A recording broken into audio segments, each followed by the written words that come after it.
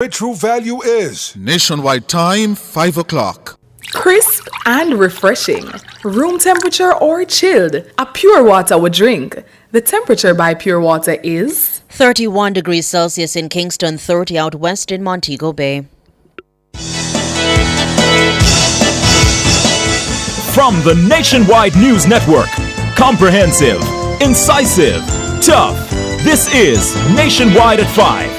Good afternoon, I'm Ricardo Brooks. And I'm Robianne Williams. In Nationwide News at this hour, Prime Minister Andrew Holness urges Jamaicans to reject guns and criminality following mass shooting in Rockfort in East Kingston. And it was a bloody 24 hours across the nation's capital with the 7 murders recorded. Usain Bolt may only be able to recover 10% of the $2 billion he lost in the SSL fraud saga. Tourism and Labour ministers to meet with management and staff of the Royalton Negril Hotel following protest against poor pay and working conditions. The government believes it's one step closer to insulating the economy against high energy prices. In news from the rest of the world, Haiti's Justice Ministry warns of threats against Prime Minister and his cabinet. Ghana's parliament suspended after chaotic scenes. In headline sports, 2 West Indies players named in ICC Women's T20 World Cup team of the tournament. And later in our broadcast, in the cover story at 5:35, members of the security forces along with the Prime Minister toured the East Kingston community of Pleasant Heights after 5 men were murdered on Monday night.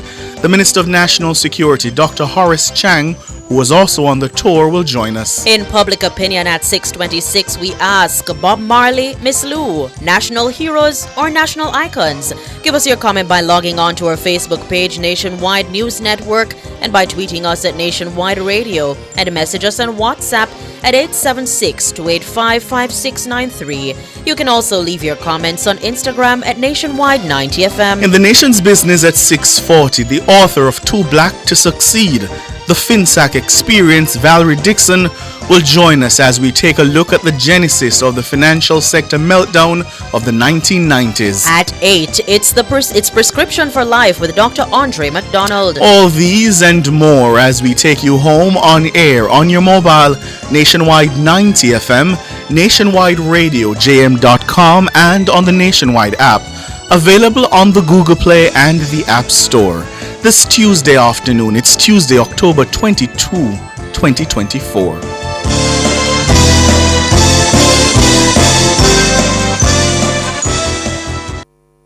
News at 5 is brought to you by KFC's Big Deal. Order through carry-out, drive-through, delivery, WhatsApp, or the new KFC Jamaica mobile app. KFC Big Deal.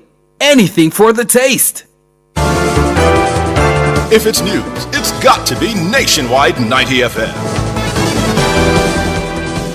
And now to the details. Prime Minister Andrew Holness is urging citizens to recognize that dons bring no real value to their lives. He's calling for a shift in mindset following a deadly attack in Pleasant Heights, Rockfort in East Kingston on Monday. The attack claimed the lives of 5 men, including a 51-year-old reputed gangster and his 29-year-old son. 2 others were left wounded. The Prime Minister says the attack was an organized assault.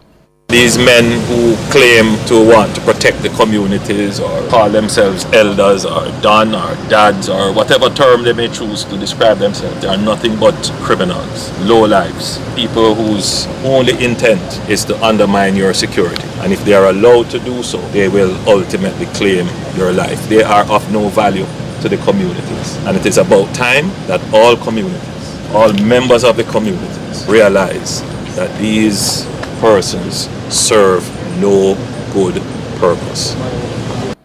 4 of the 5 deceased have been identified as 51-year-old Ortavia Austin, otherwise called Mendez, 29-year-old Okiro Austin, otherwise called Kiro, 32-year-old O'Dane Josephs, otherwise called Bones, and 38-year-old Rosrick Thomas, otherwise called Tennille. The Prime Minister has expressed condolences to the families affected by the gun attack.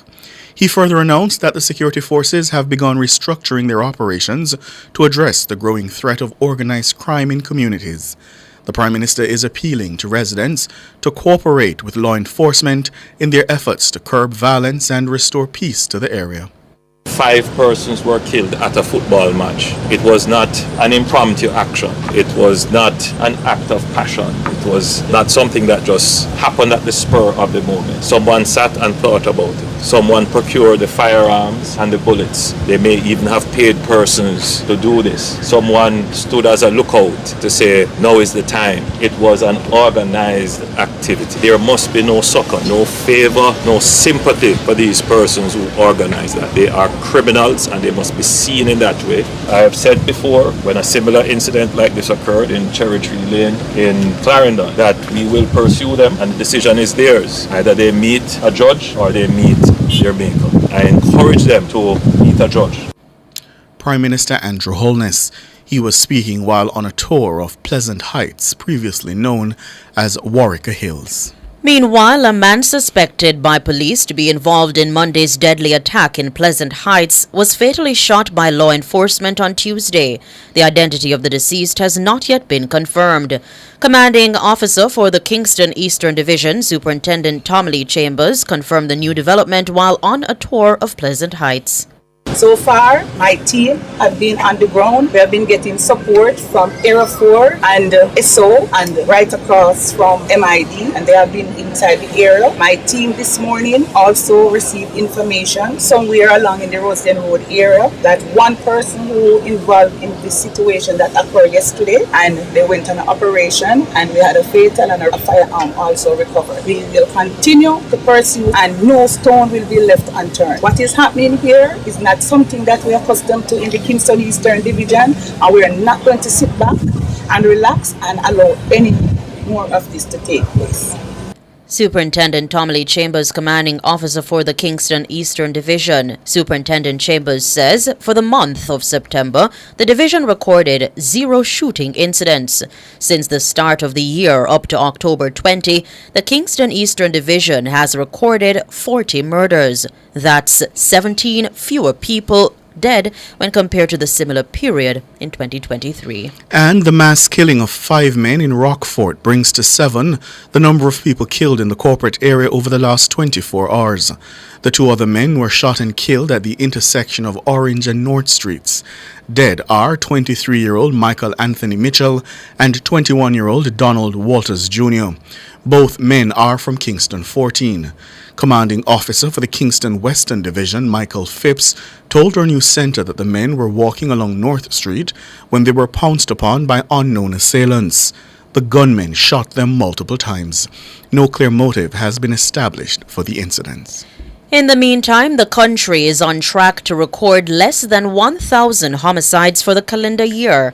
This would be the first time in over 20 years that the country's murder figures fall below 1,000. In 2003, Jamaica recorded 976 murders. According to the Jamaica Constabulary Force, JCF, 918 people have been murdered up to October 20 this year. During the corresponding period last year, 1,137 homicides were recorded. That's a 19% decline this year when compared to 2023. According to the JCF, St. James continues to record the most murders in any police division with 110. But that figure is still fewer than the corresponding period last year, during which 158 people were killed. St. James is followed by St. Andrews South, which had 86 murders. Portland continues to record the least number of homicides with 8. In other news now, the trustee for the bankrupt investment firm Stocks and Securities Limited SSL, Cadian Campbell, says roughly $153 million will be available for victims who were defrauded in the recent multi-billion-dollar scandal. That's according to the first report submitted to the court and creditors of the securities dealer. The report outlines a preliminary estimate of what the trustee believes will be available upon the winding up of the firm to settle the entity's debts. Siobhan Campbell tells us more. As the nation's oldest investment firm, Stocks and Securities Limited was also one of the most trusted. However, according to the trustee, at best, the entity has $770 million after assets have been disposed of to settle with its creditors. It's believed only between $254 million and $107 million will actually be realized. That's 32% of the total value. The optimistic case, that being the full $770 million, would see payout for Category 1 priority creditors and Category 2 preferred creditors, with only 7.5% left for the distribution to Category 4. Category 4 creditors are considered unsecured. However, in the base case, only 68% of the Category 1 obligations would be satisfied, and as such, no distribution would be made to Category 2 and Category 4 creditors. SSL has been brought to its knees by a multi-billion-dollar fraud at the entity. Legendary Olympian Usain Bolt alone has lost over 2 billion Jamaican dollars in the fallout. However, the trustee is suggesting that victims of the fraud would have a fund set up as part of a 7.5% quasi-management fee charge on the administration of SSL's off-balance sheet portfolio. This would inure to the benefit of all stakeholders of SSL, including its clients, claimants, and creditors. The total value of the sum is $345 million. Of that figure, $153 million will be set aside for the over 200 victims of the fraud. It's uncertain how these funds will be divided amongst victims. Even then, the total sum is less than 10% of what Mr. Bolt has lost. Siobhan Campbell for Nationwide News. Minister of Tourism Ed Bartlett and Labour Minister Pernell Charles Jr. are to meet with the management and staff of the Royalton Negril Hotel in Hanover on Wednesday. The meeting comes after hundreds of the hotel's workers protested at the staff entrance to the property on Monday. The workers voiced their discontent over what they say is poor treatment of staff, inadequate pay, and being overworked. Speaking with Nationwide News, Minister Bartlett says he was made aware of the protest during Heroes Day celebrations. We learned of the issues yesterday, of course, during the Heroes Day activities. And, our teams have been working with both sides to ensure that the speedy and sustainable resolution is had. I myself will visit them tomorrow, along with our Minister of Labour, just to make sure that all goes well. Minister Bartlett says it's the goal of his ministry to solve issues relating to labour market arrangements within the tourism industry. I'm fully cognizant of the wider issues in the labour market arrangements in tourism, and I've established a task force under Professor Lloyd Waller to examine and look at the broader implications of all of this and to develop some proposals and initiatives that can be taken by the industry itself as we look to strengthen the relationships within the industry and to create a stronger, and more efficient labour market arrangement. Ed Bartlett, Minister of Tourism. Meanwhile, the Labour Minister, Pernell Charles Jr., says normalcy was restored to Royalton Negril on Tuesday following a meeting between the hotel management and staff. We have conducted preliminary investigations and I have spoken directly with a senior executive from the Royalton Group who is now on the island. The ministry team has been advised by the corporate management of the Royalton Group that normalcy returned to the facility today following local level talks with the staff to iron out the contentious issues. It is our duty to ensure that all workers enjoy the highest level of worker management relations and also to ensure that there is an internal mechanism for amicable resolving of these disputes. Pernell Charles Jr., Minister of Labour and Social Security. And some guests at Royalton Negril say they are sympathetic to the workers' plight, despite being upset at the inconvenience caused by their strike action. Mahiri Stewart has that story. One tourist took to the social media platform TikTok to document her experience at the Royalton Negril Hotel. Her videos showing the protesting staff and the lack of service have racked up over 1 million views on the app. In an update on Tuesday morning, the woman says she expects to be refunded by the hotel based on the service she's received during her stay. So tourists asked us to give it 24 hours after the strike to see what happens next. We've had no water, no coffee, no towels, no toilet roll. Food is very, very scarce. If you're not fast, you'll last. No restaurants, no security, no lifeguards. Literally, I should have stayed at home. But let's see what the result will be today. I'm hoping for full refund. Not set for anything less. However, she noted that despite her poor experience at Royalton Negril, she's fully in support of the hotel's staff. I think the strike is good. The staff are treated appallingly. They're not allowed any water. If they're caught drinking water at work, they are fined $100, and they only get paid $2 an hour. No food. They're not allowed to eat while they're at work. And for a very large corporation like this, it is appalling. The amount of waste in food alone could feed the whole families. And I think happy staff, happy hotel, that means happy residents, and so on. But I'm with them. I was out there protesting with them yesterday, and I believe they should be standing up for their rights. And many more should follow. Another visitor, who called into Nationwide's Consumer Hour on Tuesday, shared her experience at the hotel. According to her, a hotel staff member told her that working conditions started to go bad after a new manager came to the hotel. And I said to her, what happened in here? So she said, look on the staff them face. You can see them not satisfied. They're just dying to leave. They treat us bad, you know, miss. I said, how you mean? If we don't get enough food to eat, water, if we want water, it's a problem. And they give us long hours. And I said, no, sir. I said, it's untrue you're talking. She said, no. What happened? A new manager started 3 months ago. And from him come, it's been hell. They're not treating them right at all. Okay. So you can see on their faces that they are upset, they're disgruntled. And they were in their rights to strike. I might have been inconvenienced, but I don't mind. Mahiri Stewart for Nationwide News. You're listening to the news on Nationwide at 5. We'll have more after these.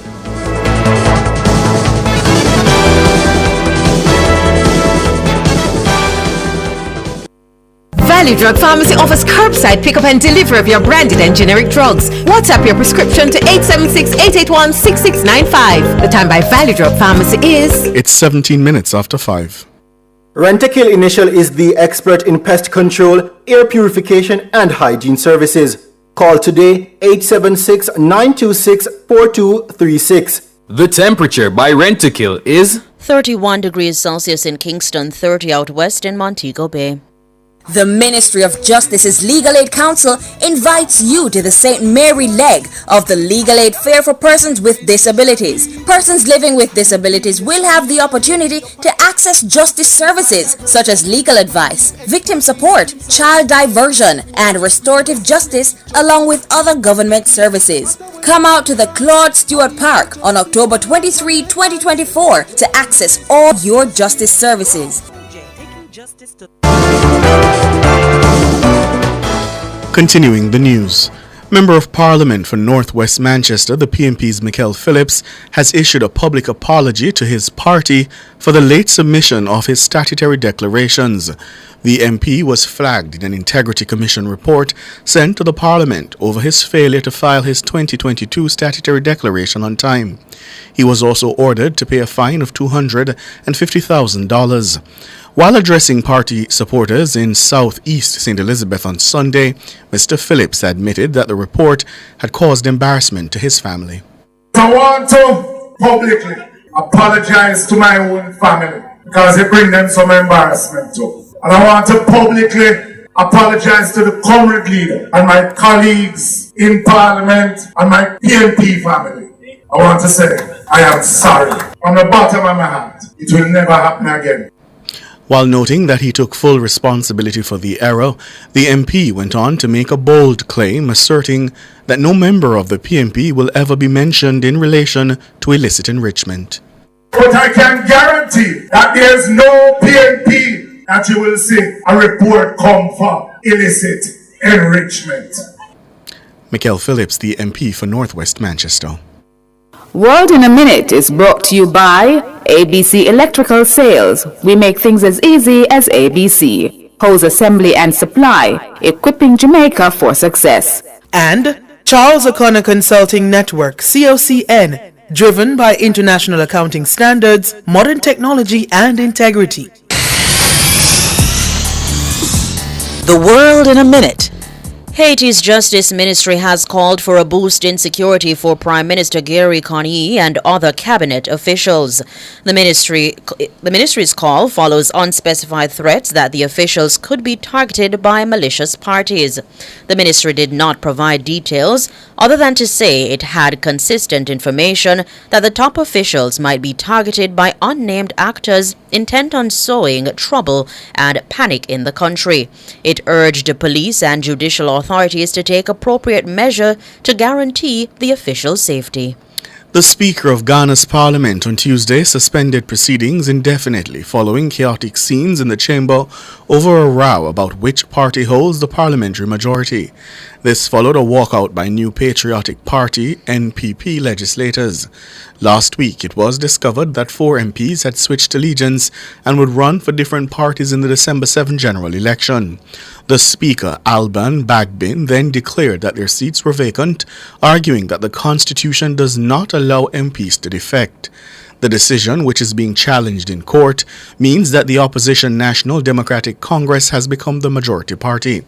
On Friday, they went to the Supreme Court to ask if the Speaker had correctly interpreted the Constitution. The judges asked the Speaker to suspend his declaration until they made a decision. It's not clear when their judgment will come, but Tuesday was the first parliamentary sitting since the Supreme Court's directive to the Speaker. World in a Minute was brought to you by ABC Electrical Sales. We make things as easy as ABC. Hose assembly and supply, equipping Jamaica for success. And Charles O'Connor Consulting Network, COCN, driven by international accounting standards, modern technology and integrity. Recapping the top stories making nationwide news at this hour. The Prime Minister is urging Jamaicans to reject dons and criminality following a mass shooting in Rockfort in East Kingston. And it was a bloody 24 hours across the nation's capital with 7 murders recorded. Usain Bolt may only be able to recover less than 10% of the $2 billion he lost in the SSL fraud saga. Tourism and Labour ministers to meet with management and staff of the Royalton Negril Hotel following protest against poor pay and working conditions. I'm Ricardo Brooks. And I'm Robianne Williams. You can find the news on our website at nationwideradiojm.com and on the Nationwide app available on the Google Play and the App Store. News next, the headlines at 6.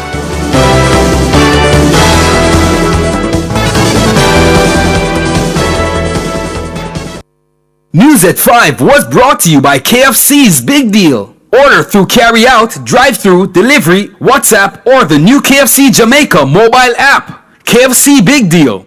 Anything for the taste.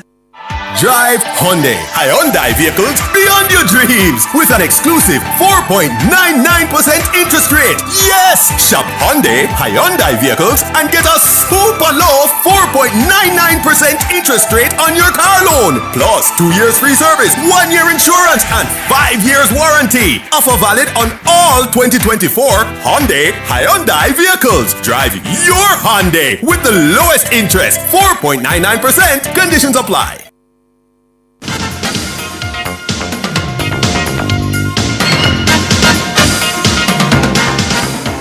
Hello, good afternoon, and welcome to sports here on Nationwide 90 FM. I'm Wayne Walker. We start with news on football. One of the schools favored to win this season's Issa Water the Costa Cup title, Mannings High, was today knocked out of contention for a first ever hold on the crown. The Savannah Lamar-based school were beaten 3-0 by St. Elizabeth Technical at Mannings, a result which qualifies Stets as group winners going into the round of 16. Manchester High were scheduled to join Stets from Group 3. They were leading William Nib by a goal to nil in their encounter. Defending champions Clarendon College are also through to the round of 16 from Group 7. They currently lead Titchfield 3-0 and will join the already qualified Glenmuir, who made it 3 straight wins in the round with a comfortable 3-0 victory over Paul Bogle. Kemsill from Clarendon today sealed Group 1 honours with 7 points after beating Rossies 1-0. Rossies can still qualify, but they need a defeat or a draw for Cornwall College against Putt Valley. The latest we heard from that game was 0-0. Meanwhile, in the Manning Cup, Eltham High School, they conceded their first goal of the season. They defeated Heidel by 2-1. Brazilian superstar Vinicius Jr. today produced a virtuoso second-half performance to spur the champions Real Madrid to a 5-2 win over Borussia Dortmund at the Santiago de Bernabeu in a repeat of last season's final of the Champions League. Vinicius Jr. bagged a magnificent hat-trick as Madrid came from 2-0 down at half-time to blitz the German-based team. Here is Gurassi and Marlon. 1-0 Dortmund. Marlon, he's done really well there. That's 2-0. Must be a goal and it is Rudiger. 2-1. Real Madrid back in business. And there could be Mbappe in. Was he fouled? But Vinicius puts it in anyway. He's got onto that ball on here. And fired it into Lucas Vasquez. Might well have won it there for Real Madrid. Vinicius, Olympic speed. And on and on and on he goes and scores! About that! 2-0 down, 4-2 up. Vinicius is thinking about a hat-trick now. He might even get it. He will get it! My goodness me! He has been electric in the last half an hour. Nothing short of electric. Meanwhile, Dutch international Gianni Reinders scored twice to lead the former champions AC Milan to a 3-1 win over Club Brugge. Leon Bailey was substituted in the second half as Aston Villa stopped Bologna by 2-0 at Villa Park. Arsenal turned back Shakhtar Donetsk by a 0 at the Emirates. Juventus lost 1-0 at home to VfB Stuttgart. Paris Saint-Germain and PSV Eindhoven played out a 1-1 draw in Paris, while Monaco slumped. Well, they defeated Cervena Zvezda by 5-1. Jamaica's national senior women's football team will take on host France in an international friendly on Friday in Paris. The match marks the first meeting between the teams since the 2023 Women's World Cup in Australia, where the Reggae Girls held the French to a goalless draw. Reggae Girls forward Shania Hale says he's expecting a tough encounter from the world's number 10 ranked French. You want to play against some of the best national teams, so me, France is up there. It will be a hard game, a tough game, but one I'm looking forward to. And the Jamaica team had the first training session this morning, having arrived in France less than 16 hours prior. Hayes says she's ready to strengthen the girls' attack. Goals is a big thing. That's part of my game. And just being confident and kind of showing what I can do. I think before I probably wasn't as ready as I am now. So coming back in, I already feel today out in training now I was a lot more confident. And yeah, I'm just ready to give everything for the team. But like I say, coming off the back of a nice weekend from scoring goals is always good to come into camp with. And yeah, it's just been refreshing seeing all the girls, meeting new faces. And yeah, I feel comfortable. When I'm comfortable, I play well. That's Shania Hales. The West Indies will take on host Sri Lanka in the second one-day international at the Palakele Cricket Stadium tomorrow. The Windies are trailing the 3-match series after losing by 5 wickets via the Duckworth-Lewis method in Game 1. And the captain of the team, Shea Hope, says they'll be treating the match like a final. We know exactly what's in front of us. We have to play the next game like a final. We see where we are in terms of the rankings of the world stage, and we got to find ways to get better and improve quickly. Having said that, we got to make sure we take each game at a time, and seeing what happened in the previous game, we got to look at the learnings that we can find there, understand how we need to improve in terms of our bowling and batting. So I think we got our work cut out. The conversations that we've had over the last 48 hours or so has been pretty good, and I think that we've been in good headspace to bounce back on Wednesday.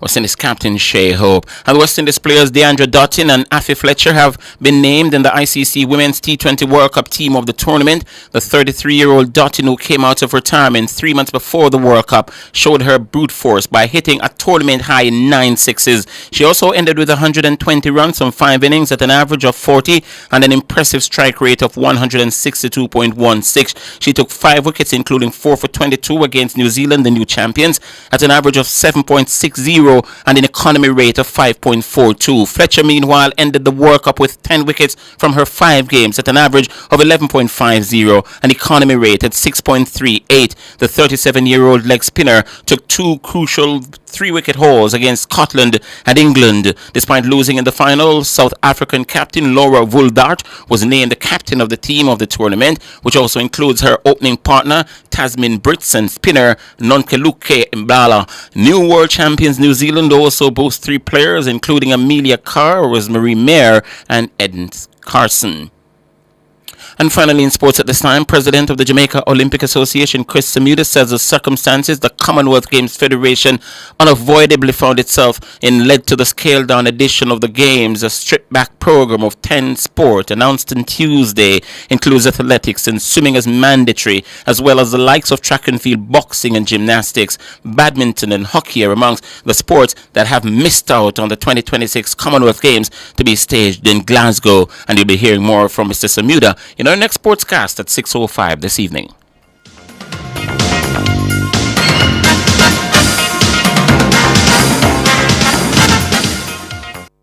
Since 2016, 156,000 more Jamaicans are working. This is more than any other time in our history. Your government is caring for you. The time brought to you by the Office of the Prime Minister is 5:31. I don't have no time for whole heap of paperwork. That's why I downloaded and signed up for my One Jane Passport app. Get it all in one go. Download and sign up now. The temperature by the One Jane Passport app is 31 degrees Celsius here in the nation's capital, Kingston. It's 30 in the western city, Montego Bay. Guilty. Outperform, outlast. Guilty. With top performance. Guilty. Chakama. Reliable. Full stop. Not comma. We have the expertise for drilling and demolition. We have the power tools for plumbers and electrician. Fan select tools, free parts and free repairs. Free parts, free repairs. 2 to 3 years. Guilty. Available at Delta Supply, 106 Hagley Park Road. Call us at 876-302-61114. Delta Supply. We service what we sell. Question, tell me what you think about me. Strong, achieved, accomplished, ambitious, going places, making moves up the ladder, successful, happy. Girls trip, girls flex, girls power, just you, yourself, your friends, and you. Miss Independent. On a lunch date, over drinks in the club. I'm fine by myself. I'm all about me. I don't need a soul. What purpose man serve? Man of crosses. I do everything myself. Miss Independent. All these qualities makes you good? Then hold on. Now you see him when I complain, a good man hard to find. I joke this. Join me, Rodney Campbell, every Tuesday from 9 to 10:30 p.m. for Affairs of the Heart, right here on Nationwide 90 FM. This Tuesday's topic: if every day you independent and no need man, why you call we a night? Ooh, it's something about the way she moves. Affairs of the Heart is brought to you by Supermed Pharmacy, super happy, super healthy, Supermed, and Durex, distributed by Massey Distribution Limited, Jamaica. Cover Story is brought to you by Hyundai, modern, premium, affordable vehicles. Drive Hyundai vehicles beyond your dreams with an exclusive 4.99% interest rate. Yes! Shop Hyundai vehicles and get a super low 4.99% interest rate on your car loan. Plus 2 years free service, 1 year insurance, and 5 years warranty. Offer valid on all 2024 Hyundai vehicles. Drive your Hyundai with the lowest interest, 4.99%. Conditions apply. Good afternoon. Thank you so much for joining us here nationwide at 5. It's a Tuesday afternoon, Tuesday, October 22. I'm Cliff Hughes. Good afternoon, listeners. I'm Ricardo Brooks. Good afternoon, Sir Cliff. Good afternoon, Ricardo. Well, in our cover story this afternoon, 5 men were shot and killed and 2 others wounded in an attack on a crowd at a football match in Pleasant Heights, Rockfort, East Kingston on Monday evening. The police say the attack was carried out by men armed with handguns and rifles. The men fled on foot. And listeners, if Pleasant Heights in Rockfort doesn't sound familiar, it was previously known as Warwicker Hill. Now, that incident happened about 7 in the night. Reports are that a reputed gangster from Rockfort was a target of the attack. A man suspected by police to be involved in Monday's deadly attack was fatally shot by law enforcement today. The identity of the deceased the the gentleman killed today, his identity has not yet been confirmed, but the commanding officer for the Kingston East Division, that's Superintendent Tommy Lee Chambers, she confirmed the development that the man was shot while on a tour of the area today. So far, my team have been on the ground. We have been getting support from Area 4 and SO and right across from MID, and they have been inside the area. My team this morning also received information somewhere along in the Rosedale Road area that one person who involved in this situation that occurred yesterday, and they went on an operation and we had a fatal and a firearm also recovered. We will continue to pursue and no stone will be left unturned. What is happening here is not something that we are accustomed to in the Kingston Eastern Division, and we are not going to sit back and relax and allow any more of this to take place. That is the head of the Kingston East Police Division, Superintendent Tommy Lee Chambers. Prime Minister Holness was part of a tour of the East Kingston community this afternoon. The Prime Minister reiterated his call for community members to speak out against criminals in their space.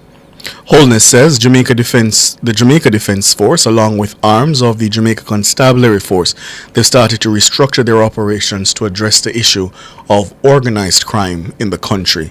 Yeah, so the Prime Minister, Cliff, of course, leading that tour. The National Security Minister, the Deputy Prime Minister, was also present on the tour. Dr. Chang joins us now. Good afternoon, Dr. Chang. Hello. Good afternoon. Good afternoon, Dr. Chang. Ricardo. Oh, so the tour this afternoon, what did you all learn from that tour? Well, we confirmed the incident that took place last night and got a more fulsome brief on what led to the event that resulted in the killing of 5 men in that community and injury of 2 others, and got an opportunity to view the physical features of the area looking at. Pleasant View, incident formerly called Warika, took place at a little tabletop play field in the hills. A tragic event, a brutal act, so to speak, perpetrated by criminals who are out to cause pain and hurt the community. Well, go ahead. No, go ahead. Yeah. The Superintendent Tommy Lee Chambers told us that the police believe that they were able to cut down one of the criminals last night. Yeah. Can you tell us more on that? No, the police response was pretty swift. I understand that they were not on site, so to speak, as they have been in dialogue with the police chief as they have tried to, the Superintendent Chambers, who spoke to you and spoke today at the briefing. There's an allegation that a gentleman who has been involved in the committee for some time was trying to bring about a certain understanding or peace between, as I say, between different warring gangs out there in the area. And there's a kind of turf for those who live on the hillside and those who live on the flat area out of Mountain View Avenue.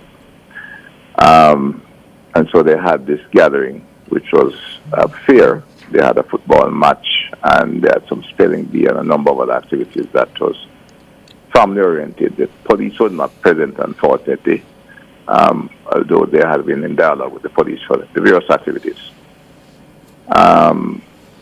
But they responded rapidly because I got the call in the evening, pretty late in the evening when I got the call. The scene officers were out there. I gave them, authorized them to initiate a curfew in the area immediately, and they know the area well. They did that and started their investigation. They had enough intelligence to identify, they pretty much identified all the perpetrators, and at least one resident was identified, and when they went there, they had a engagement and he was killed. So the police just reacted very quickly. This was early morning this morning that event took place. They will now have to track down the others, and I think they have the requisite intelligence to track them down. Right. And I hope they can resolve them rapidly. In fact, I'd hope if they would come in with their lawyers, it would be in the best interest of the pursuit of justice. But if they stay out there, the police will have to pursue them. Dr. Pursue them. Dr. Chang, the area is certainly not new in terms of the challenge of crime and violence. I believe it was a year, perhaps 2 years ago, the Prime Minister in a budget debate did make the point that the JDF would be establishing some kind of base in Warwick Hill. At the time he was talking about giving the JDF the kind of spread so that they could keep abreast of what was happening in the area. Has the base been completed, and what has been the result of that? Not been complete, but it's a further north of that area. It's to give the JDF level of operational reach in the area to be wider. And they're preparing the base, which is above the scheme that's called Hampstead, which is nearer to the northern end of the Warwick range. Remember, Warwick, Pleasant View was a commuter effort towards Warwick Hills, but Warwick Hill, remember, ranges from almost Harbour View back to Augustone. There's a particular spot behind the Hampstead scheme where there's a nice plateau. One, we want to prevent any squatting up in the area. The land is owned by the Ministry of Housing, and we are looking at we will be putting a JDF base there. They have started the clearing and development from a temporary point of view. Permanent structure have not yet gone in, and in fact, there's enough land there to they put some further formal housing up there as well. So that development is proceeding. You must be much further north. You have to. Hampstead is just as you pass Excelsior on the left going down. Going down, yes. Yeah. And the area, Pleasant View is almost, you get down to the police station, which is midway down Mountain View. You can follow that road around to go further in the area, or you go down almost to Winner Road and turn up the hill. You must be concerned about the incidents of mass shooting that we're now seeing across communities now. Of course, there was Cherry Tree, now in East Kingston. What specific changes do you think need to be enacted to arrest that kind of violence?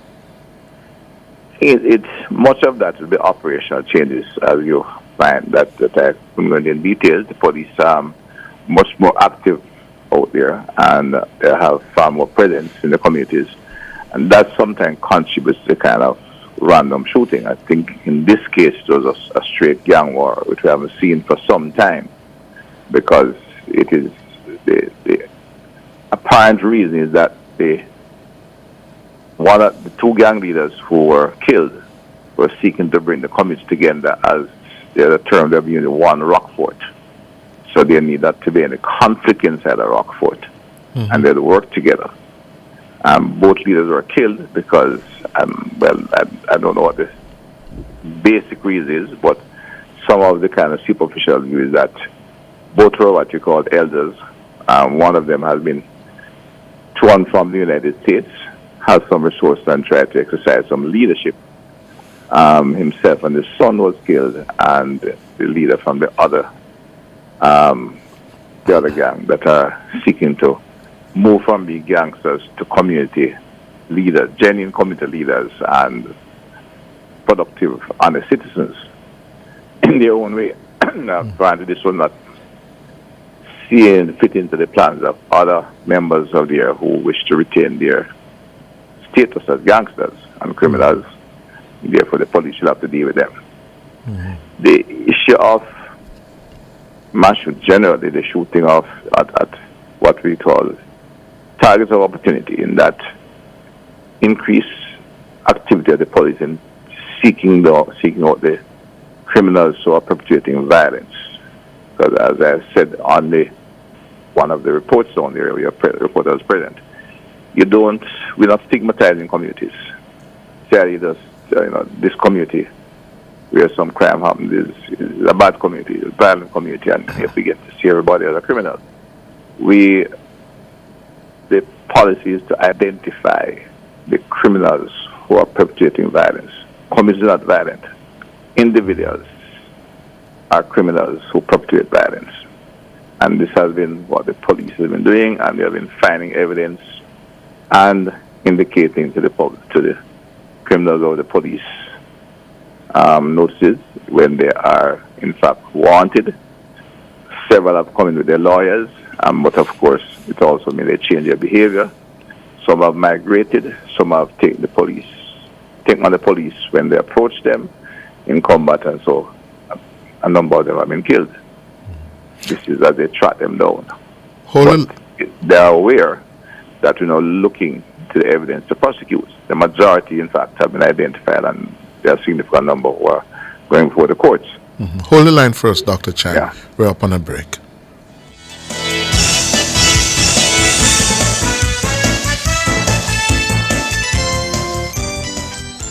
Clearing personal non-commercial shipments at the port? Avoid the wait. Request a contactless clearance through your agent today. It's more efficient. It's secure. The time by the Jamaica Customs Agency is 15 minutes to 6.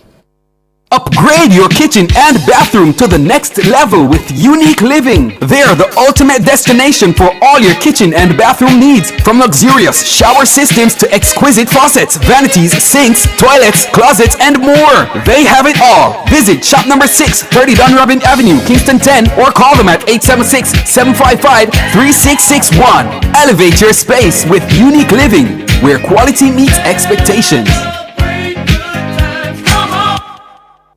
Big news, Jamaica! The government is paving the way for our children's future with STEM. In the next 5 years, 6 state-of-the-art STEM schools focusing on science, technology, engineering, and mathematics will be built. These schools will empower our youth with cutting-edge skills, opening doors to endless opportunities and innovation. Jamaica, your government is getting you ready to lead in the global future. Brought to you by the Office of the Prime Minister. Valley, we a big deal when we touch ground. Yeah, I can see when we're pulling up. Anything for the taste what we love. Barbecue, spicy and original, flavorful, crispy, irresistible. 3-piece with the fries and a Pepsi. Bro, get your one big deal, stop stress me. All when we dip on the toilet, no left foot. Anything for the taste of a juicy, crunchy, irresistible KFC big deal. 3 pieces of delicious chicken, fries and Pepsi. KFC, it's finger licking good. Attention motorists, it's time to switch to the T-Tag on Highway 2000 East West. The T-Tag system reduces the amount of cash handled at our toll plazas and makes it safer for our staff and motorists at the toll booths. The T-Tag makes it quicker, more cost efficient and safer for our customers. So switch to the T-Tag today and experience the convenience. The discount on T-Tag packages has been extended. Get yours for only $1,500, including a $500 toll credit from now until October 31st. Thank you so much for staying with us here on Nationwide at 5. It's the cover story. I'm Ricardo Brooks. And I'm Cliff Hughes. We have with us the Deputy Prime Minister and the Minister of National Security, Dr. Horace Chang, discussing that mass shooting in Rockfort in East Kingston yesterday. Dr. Chang, there's a challenge with, for example, we're seeing and hearing the numbers from the JCF. Murders are down, I think it's 19% year on year. And that's a fact according to the figures.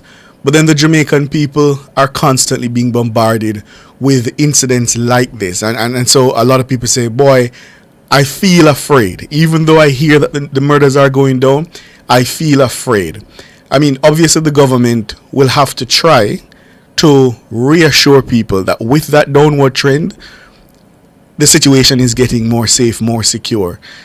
How do you do that? It's a difficult situation when you're at 1,000 murders. The community will always have some fears. Worse is that with the current move to, as I said, to beat the police deployment, you go for target opportunity, which means you look for any kind of gathering anywhere where there's one person you want and you do a quick hit and run. That is what I call, it's a kind of social concern criminal act, increased social concern, because it means there can be easy innocent people get hurt in those situations, and that is what drives fear in the community. When the gangs are hitting each other, there is not as much fear. is also the fact that when it goes down in a community and you get a spike, like a sudden hit like this, it also drives further fear in the community. Because, like, the reason why they were having this fear is that for the last 3 months in particular, there have been a level of peace and quiet in the area.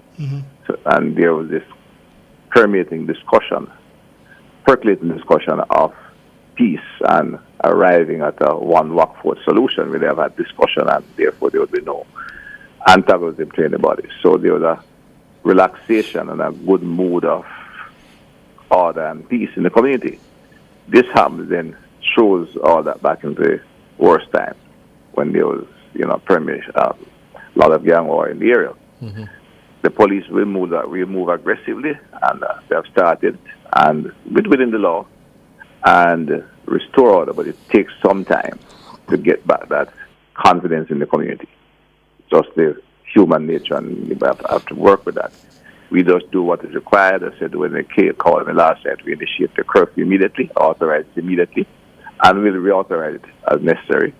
There was additional deployment in the area of both JDS because it's tough terrain, along with police, special operation team, and the officers have been moving quite with the support of the community through the area. But the removal of that fear and concern will not go that quickly. The senior superintendent, they seem to have a very good relationship with the young members of the community, and what gives me the confidence to pursue a policy and to expect we'll get the turnaround in due order is that the information going to police these days are very reliable and quick.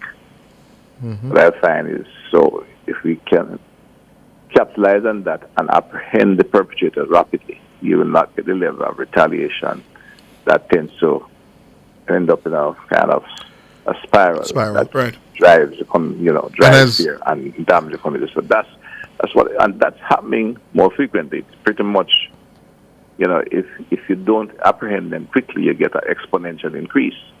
We maintain the numbers going down because I said we are getting the kind of, two things. The police intelligence improved significantly, and we're getting better cooperation of citizens across the island. There's another element I wish to put to you, Minister. As a Minister of National Security, you are doing what you have to do to respond quickly. But we have a deeper problem. From Rockfort, go north to Rennock Lodge, go east, Commission Road, Degelar Road, Rosend Avenue that I heard, Rosden Road, not Rosend, right. Rosden Road. I heard Superintendent Chambers spoke of today, where the one who was killed, is from.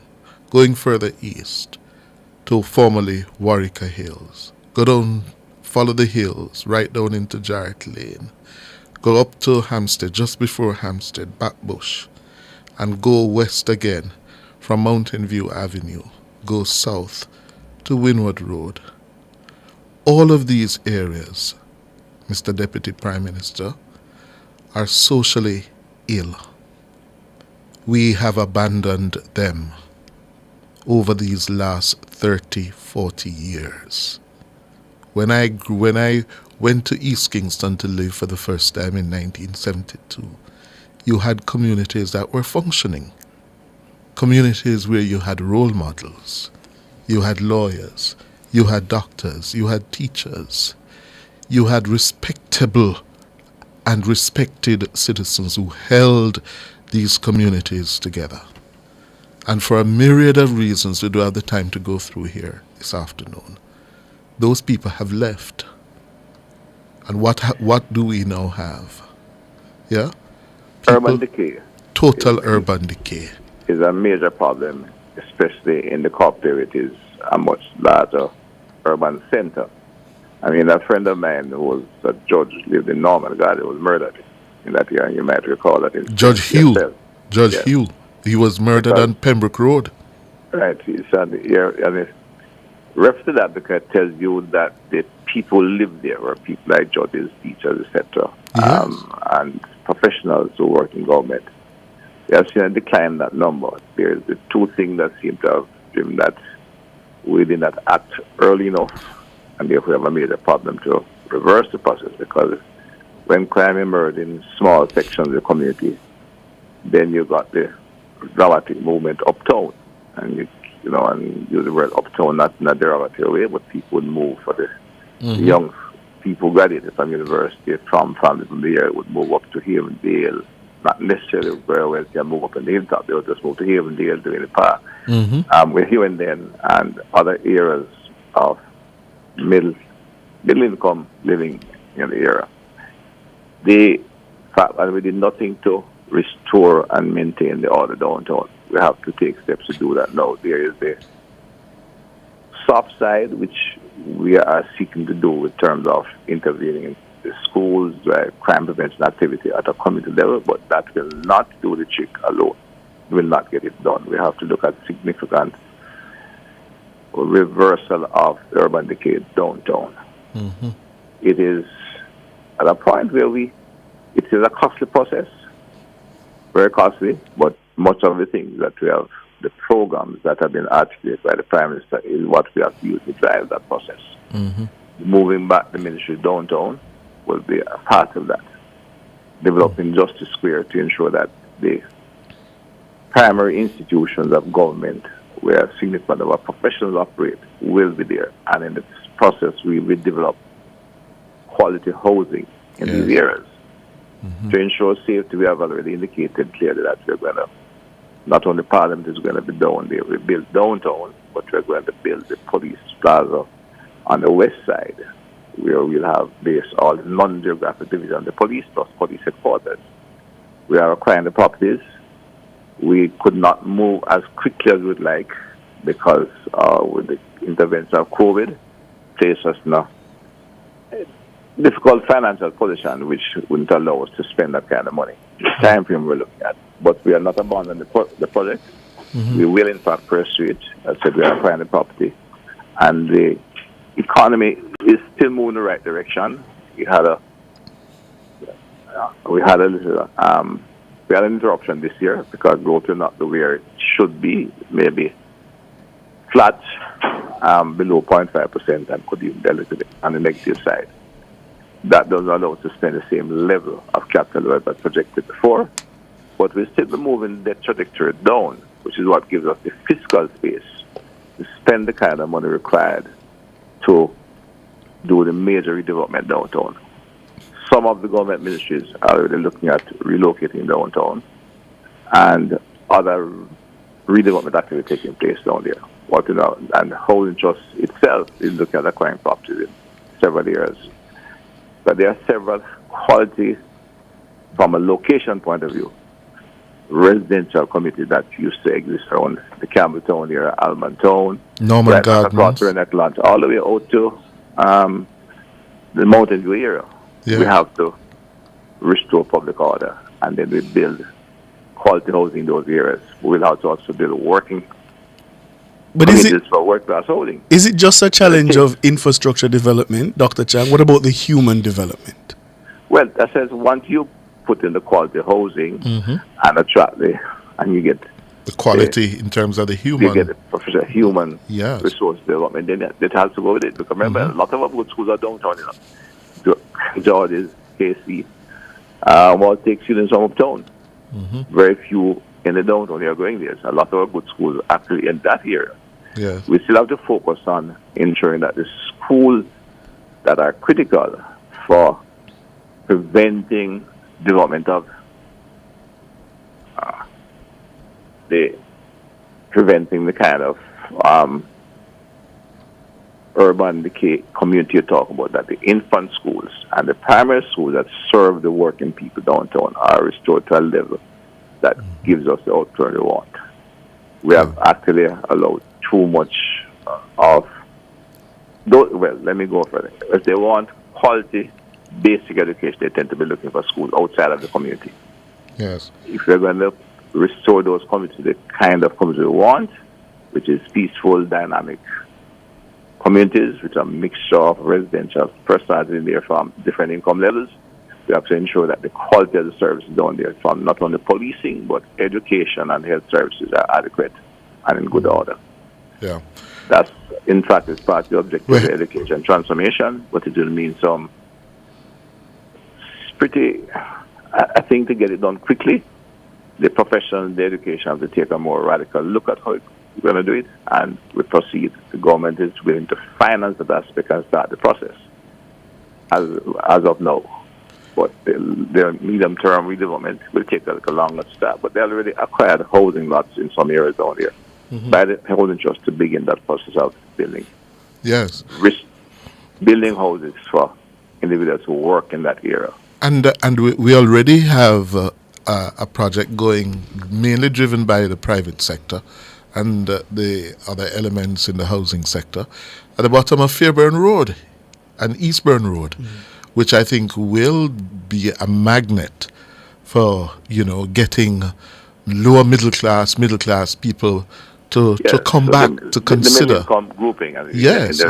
Middle income.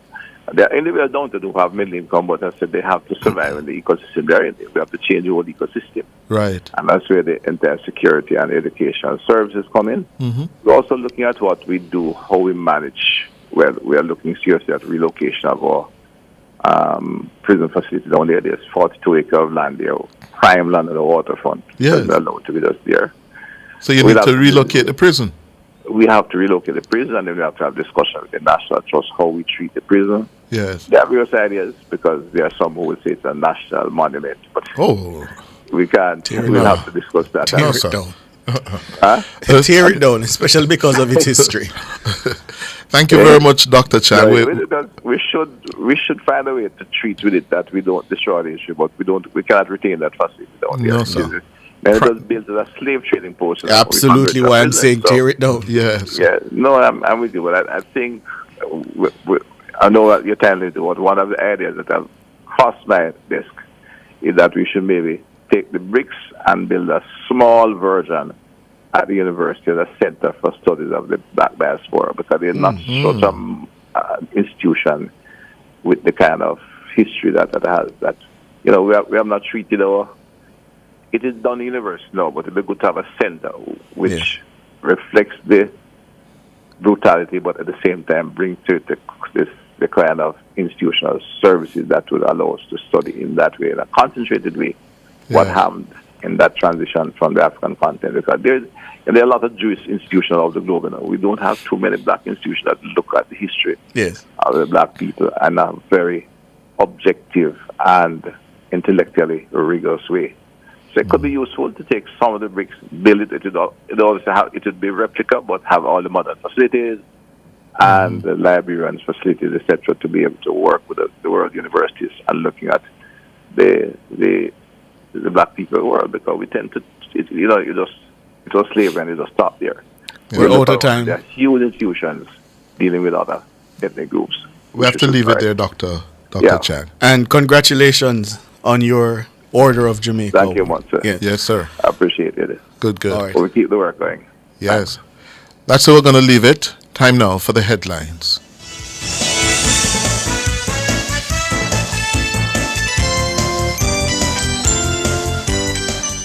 Cover Story was brought to you by Hyundai. Modern, premium, affordable vehicles.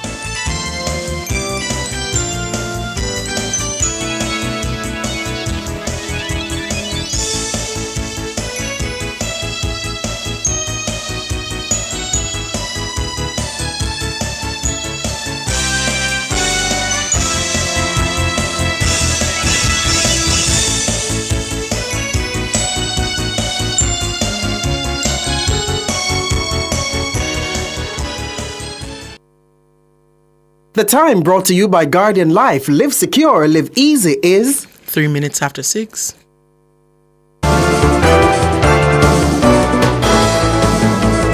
Nationwide headlines at 6.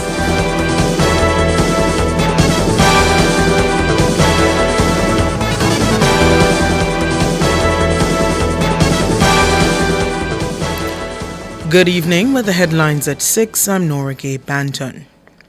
Prime Minister Andrew Holness is urging citizens to recognize that dons bring no real value to their lives. He's calling for a shift in mindset following a deadly attack in Pleasant Heights, Rockfort, East Kingston on Monday. Prime Minister Holness says the attack was an organized assault. These men who claim to want to protect the communities or call themselves elders or don or dads or whatever term they may choose to describe themselves, they are nothing but criminals, lowlifes, people whose only intent is to undermine your security. And if they are allowed to do so, they will ultimately claim your life. They are of no value to the communities. And it is about time that all communities, all members of the communities realize that these persons serve no good purpose. The Prime Minister is appealing to residents to cooperate with the police in their efforts to curb violence and restore peace to the area. 5 persons were killed at a football match. It was not an impromptu action. It was not an act of passion. It was not something that just happened at the spur of the moment. Someone sat and thought about it. Someone procured the firearms and the bullets. They may even have paid persons to do this. Someone stood as a lookout to say, now is the time. It was an organized activity. There must be no succor, no favor, no sympathy for these persons who organize that. They are criminals and they must be seen in that way. I have said before, when a similar incident like this occurred in Cherry Tree Lane in Clarendon, that we will pursue them and the decision is theirs. Either they meet a judge or they meet their maker. I encourage them to meet a judge. Prime Minister Andrew Holness. Meanwhile, a man suspected by police to be involved in Monday's deadly attack in Pleasant Heights was fatally shot by law enforcement on Tuesday. The identity of the deceased has not yet been confirmed. Commanding officer for the Kingston Eastern Division, Superintendent Tommy Lee Chambers, confirmed the new development while on a tour of Pleasant Heights. So far, my team have been on the ground. We have been getting support from Area 4 and SO and right across from MID, and they have been inside the area. My team this morning also received information somewhere along in the Rosedale Road area that one person who involved in this situation that occurred yesterday, and they went on an operation and we had a fatal and a firearm also recovered. We will continue to pursue and no stone will be left unturned. What is happening here is not something that we are accustomed to in the Kingston Eastern Division, and we are not going to sit back and relax and allow any more of this to take place. Superintendent Tommy Lee Chambers, commanding officer for the Kingston Eastern Division. Tourism Minister Edmund Bartlett and the Labour Minister Pernell Charles Jr. are to meet with the management and staff of the Royal Tenant Negril Hotel in Hanover on Wednesday. The meeting comes after hundreds of the hotel's workers protested at the staff entrance to the property on Monday. The workers voiced their discontent over what they say is poor treatment of staff, inadequate pay, and being overworked. Speaking with Nationwide News, Minister Bartlett says he was made aware of the protest during Heroes Day celebrations. We learned of the issues yesterday, of course, during the Heroes Day activities. And, our teams have been working with both sides to ensure that the speedy and sustainable resolution is had. I myself will visit them tomorrow, along with our Minister of Labour, just to make sure that all goes well. Minister Bartlett says it's the goal of his ministry to solve issues relating to labour market arrangements within the tourism industry. I'm fully cognizant of the wider issues in the labour market arrangements in tourism, and I've established a task force under Professor Lloyd Waller to examine and look at the broader implications of all of this and to develop some proposals and initiatives that can be taken by the industry itself as we look to strengthen the relationships within the industry and to create a stronger, and more efficient labor market arrangement. Ed Bartlett, Minister of Tourism. Meanwhile, Minister Charles Jr. says normalcy was restored to Royalton Negril on Tuesday following a meeting between the hotel management and staff. We have conducted preliminary investigations and I have spoken directly with a senior executive from the Royalton Group who is now on the island. The ministry team has been advised by the corporate management of the Royalton Group that normalcy returned to the facility today following local level talks with the staff to iron out the contentious issues. It is our duty to ensure that all workers enjoy the highest level of worker-management relations and also to ensure that there is an internal mechanism for amicable resolving of these disputes. Colonel Charles Jr., Minister of Labour and Social Security. Those were the headlines at 6. I'm Nora Gay. Banton Sports is next.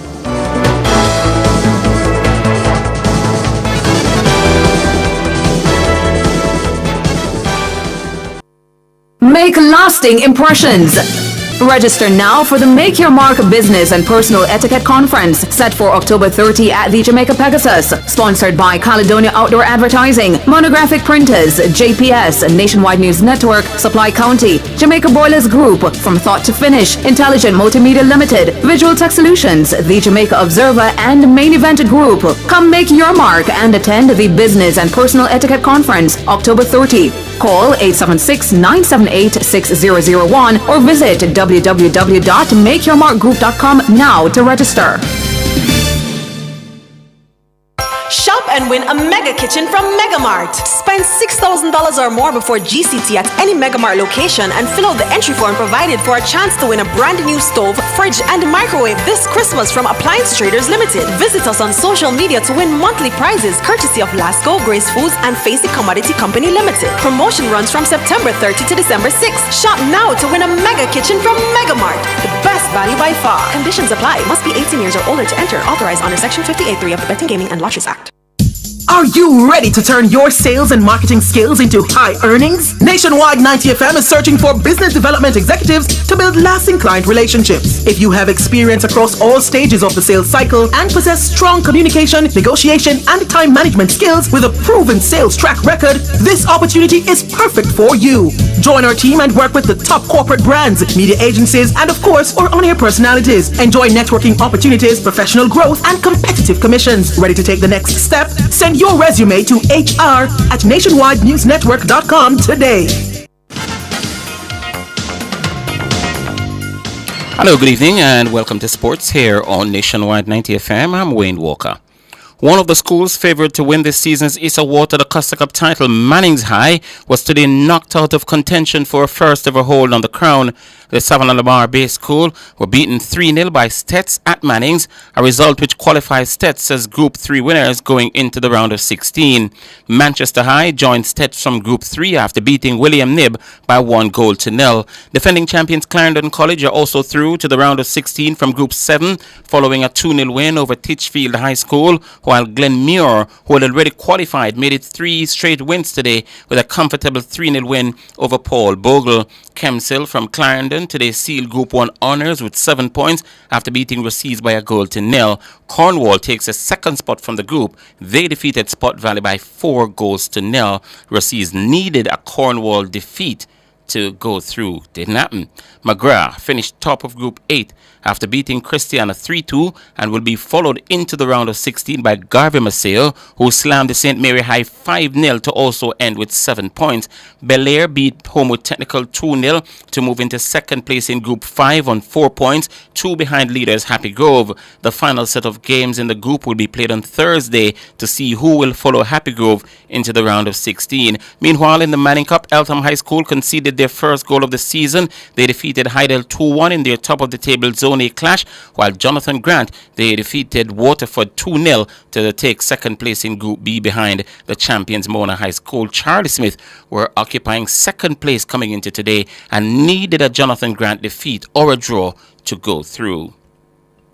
Brazilian star Vinicius Jr. today produced a virtuoso second-half performance to spur champions Real Madrid to a 5-2 win over Borussia Dortmund at the Santiago de Bernabeu in a repeat of last season's Champions League final. Vinicius Jr. bagged a magnificent hat-trick as Madrid came from 2-0 down at half-time to blitz the Germans. Here is Guerassi and Marlon, 1-0 Dortmund. Marlon, he's done really well there, that's 2-0. Must be a goal and it is Rudiger. 2-1, Real Madrid back in business. And there could be Mbappe in, was he fouled? But Vinicius puts it in anyway. He's got onto that ball on here. And fired it into Lucas Vasquez. Might well have won it there for Real Madrid. Vinicius, Olympic speed. And on and on and on he goes and scores! About that. 2-0 down, 4-2 up. Vinicius is thinking about a hat-trick now. He might even get it. He will get it! My goodness me! He has been electric in the last half an hour. Meanwhile, Dutch international Tijani Reinders scored twice to lead former champions AC Milan to a 3-1 win over Club Brugge. Leon Bailey was substituted in the second half as Aston Villa stopped Bologna 2-0 at Villa Park.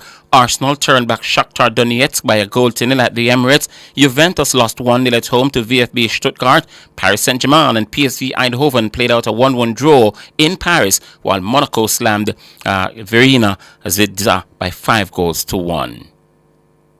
Jamaica's national senior women's football team will take on France in an international friendly on Friday at 2:05 Jamaica time. This match marks the first meeting between the teams since the 2023 Women's World Cup in Australia, where the teams played out a goalless draw. Striker Shania Hales says she's expecting a tough encounter from the world's number 10 ranked team. You want to play against some of the best national teams, so me, France is up there. It will be a hard game, a tough game, but one I'm looking forward to. The Reggae Girls had their first training session this morning. Hale says she's ready to strengthen the team's attack. Goals is a big thing.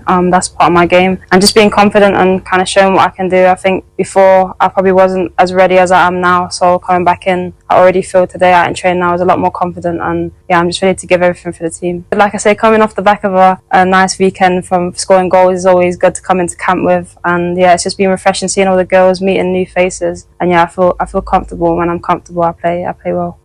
Shania Hales. The West Indies will take on host Sri Lanka in the second one-day international at the Pallekele Cricket Stadium tomorrow. The Windies trail 1-0 in the three-match series after losing by 5 wickets in the opening game under the Duckworth-Lewis method. Captain Shea Hope says he'll be treating the game like a final. We know exactly what's in front of us. We have to play the next game like a final. We see where we are in terms of the rankings of the world stage, and we got to find ways to get better and improve quickly. Having said that, we got to make sure we take each game at a time, and seeing what happened in the previous game, we got to look at the learnings that we can find there, understand how we need to improve in terms of our bowling and batting. So I think we got our work cut out. The conversations that we've had over the last 48 hours or so has been pretty good, and I think that we've been in a good headspace to bounce back on Wednesday. Hope says they have to find ways to win no matter the playing conditions.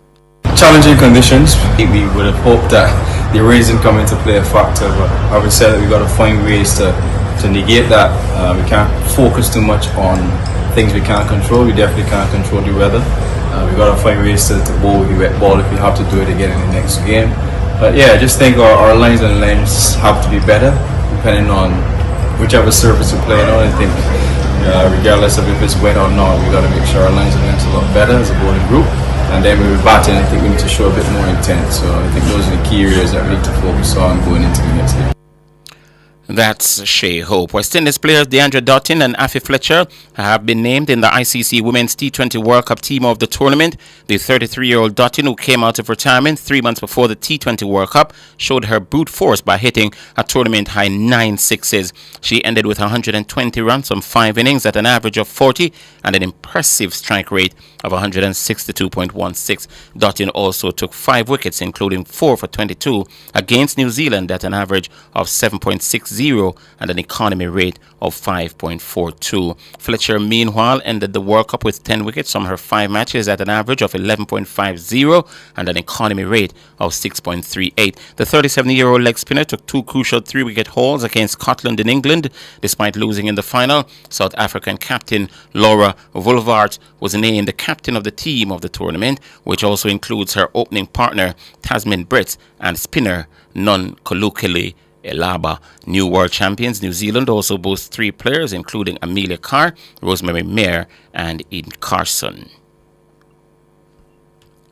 Sports analyst Leighton Levy says it will be a difficult job selecting the World Athletics male and female track athletes of the year.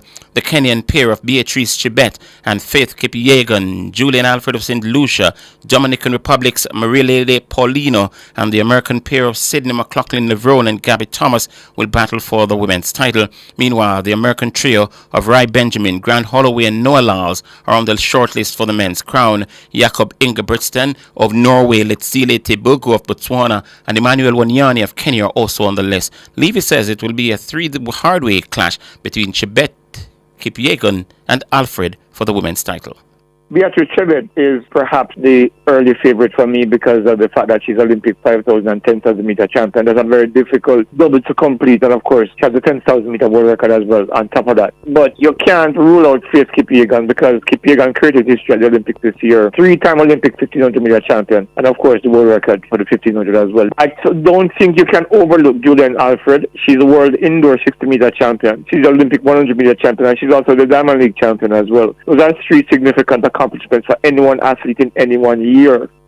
McLaughlin-Levrone had another stellar year, but Levy says she didn't do enough to be considered for the title. Yes, she has the world record again, which is something that she's been doing for the last 3 years. Nothing new there. But she's only competed at the Olympics. She didn't do the Diamond League, she didn't do World Indoors. She's only come to the Olympics and did what she did at the Olympics, which she was expected to do. So I don't think that qualifies her to be Athlete of the Year. For the men's award, Levy is of the view that Holloway should win it. Grant Holloway for me is my early favorite. For the same reason why I think Julian Alfred is one of the favorites for me. Grant ran at the World Indoor Championships and won the 60-meter hurdles. And she has the world record. And of course, he won the Olympic title. Again, like Julian Alfred, Grant has competed throughout the spread of the season from the indoors up to outdoors and has performed consistently well. And I think for Athlete of the Year, it's not just coming to one major meet and performing well. It's performing well at all of those meets. Leighton Levy, that's sports.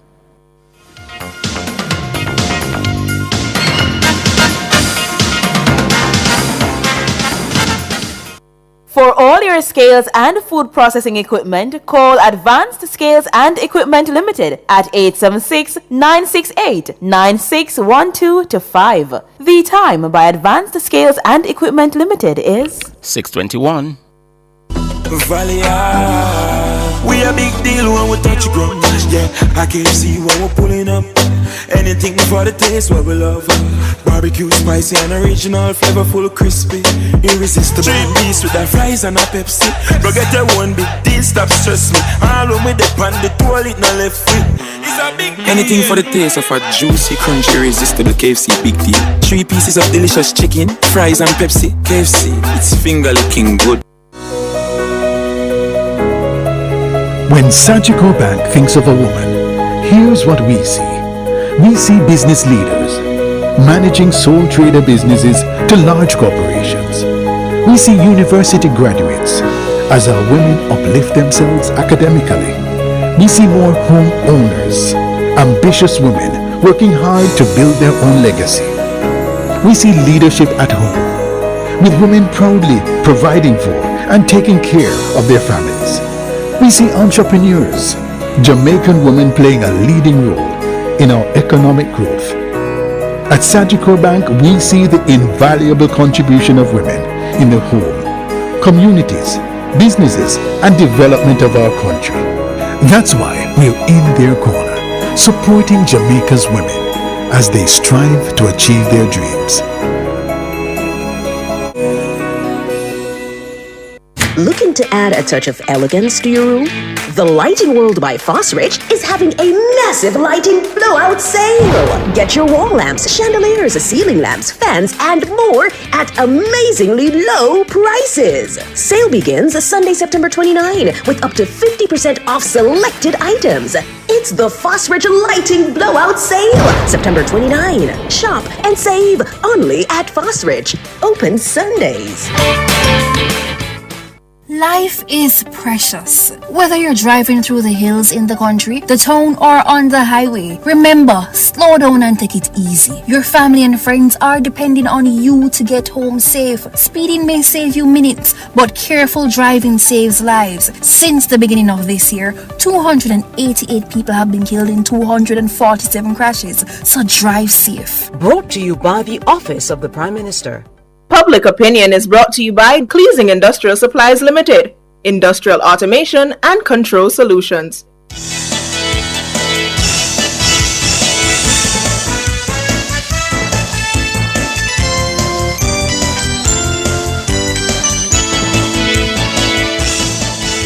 Good evening, and welcome to Public Opinion. I'm Robianne Williams, Little Most Messiah Monday. Huh? We had an extended weekend. Yeah, we had an extended weekend. It's Tuesday. A special good evening to our friends on YouTube. Thank you so much for tuning in, for viewing us live. You know, as always, we want to hear from you, so we ask you to weigh in the comments section on today's Public Opinion. Now, as Jamaica reflects on the legacy of its national heroes following yesterday's celebration of Heroes Day, the conversation continues about who else should be recognized for their lasting impact on the nation's cultural identity. So, whenever this conversation comes up, two names we hear: Bob Marley, the global reggae ambassador, and Miss Lou, of course, the beloved cultural icon who gave voice to Jamaica's folk traditions. So, in Public Opinion this evening, we're asking Bob Marley, Miss Lou, national heroes or national icons? Yeah? Which do you feel, which do you think? National heroes or national icons? Bob Marley, Miss Lou. Think about it for a while. Think about it a little. And for those of you who are in our YouTube, you watching on YouTube, you can definitely tell me your answer there. But I'll go to our social media platforms. On X, Shanae says they should be national icons. A national icon is a symbol or representation of the nation, while a national hero is an individual who has made a significant contribution to the nation's history or identity. Some would argue to say that there is a little, there are similarities there. Afghanistan Rasta is saying national icons. We can continue to add to this group in perpetuity. Heroes should be an exhaustive composition. Okay. The Patriots is saying national icons. That's a very good. Usain Bolt, Shelley and Fraser Price, and more.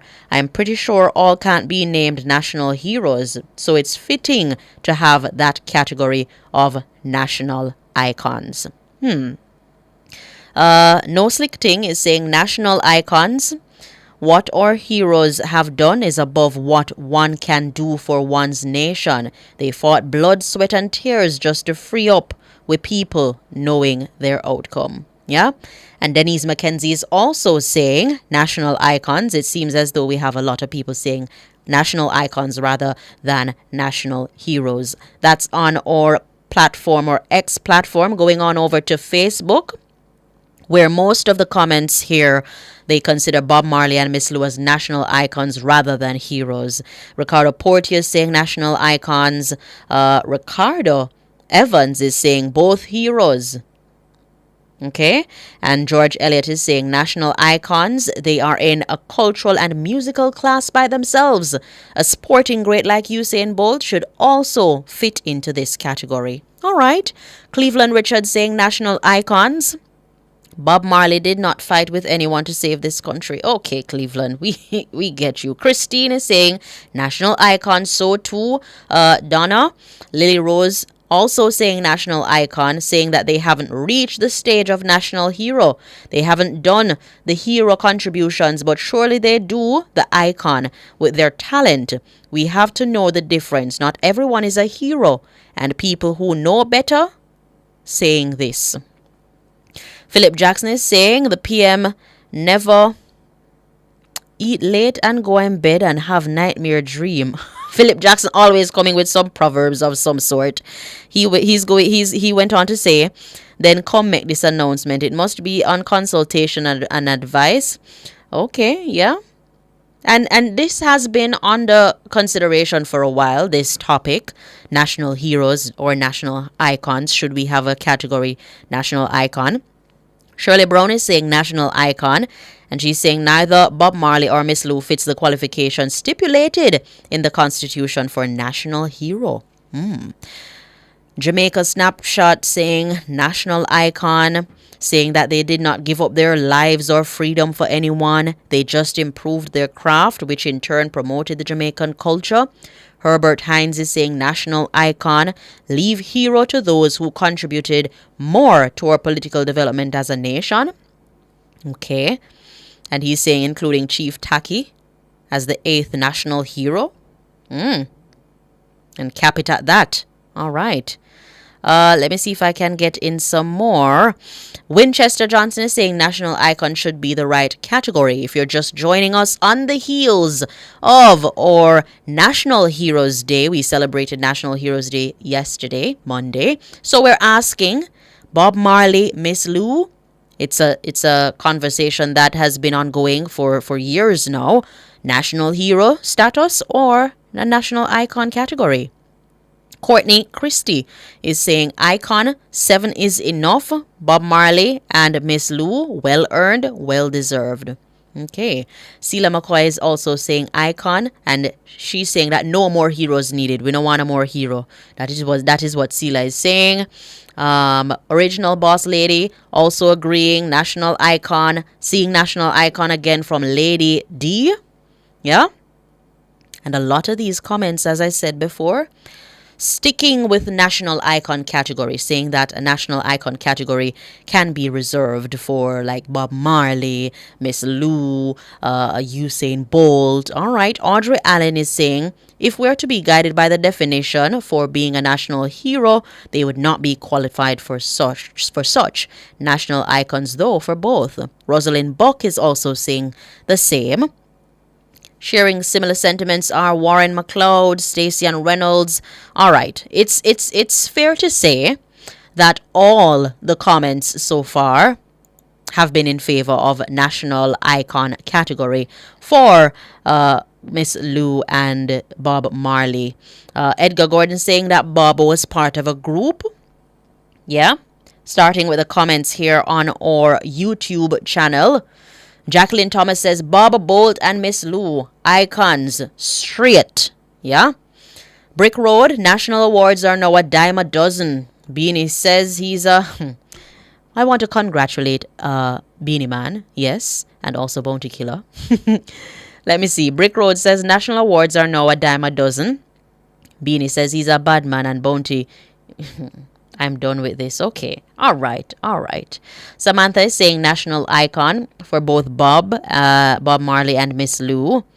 Coffee Jam believes that Bob is qualified for a national hero. Well, here is a varying opinion and we welcome it. Coffee Jam saying that Bob is qualified for a national hero status. Yeah? If I can scroll up, Jaja Lewis says icons for real. Delroy Walker also saying national icon. Coffee Jam is going on to say Bob reach as far and wide and help African continent and South Africa. Hero for Bob. Yeah? Macy is saying national icon. So far, it's fair to say that the views that we've been getting, in a nutshell, national icon status, we should consider a national icon category at this point. Portland 60 says national icon. Coffee Jam...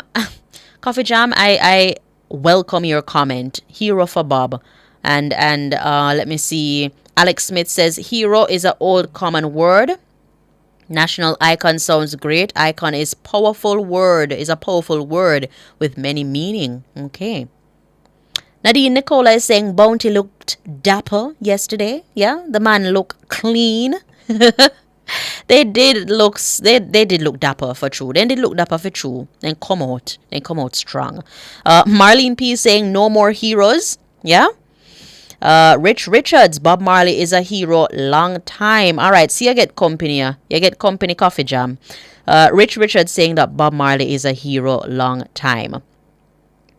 But this is the place for it, Public Opinion, where we have varying views. Remember, you do have the option of agreeing and or disagreeing, as you're entitled to your own opinion. That's all the time we have. Thank you so much for participating.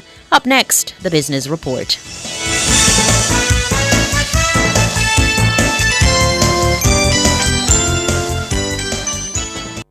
Public Opinion was brought to you by Cleasing Industrial Supplies Limited, Industrial Automation and Control Solutions. Drive the most exciting new vehicles in Jamaica. Schedule your 2024 Ford Ranger pickup or Ford Everest 7-seater SUV test drive now. Call or visit KIG today. The time by KIG is 6:34.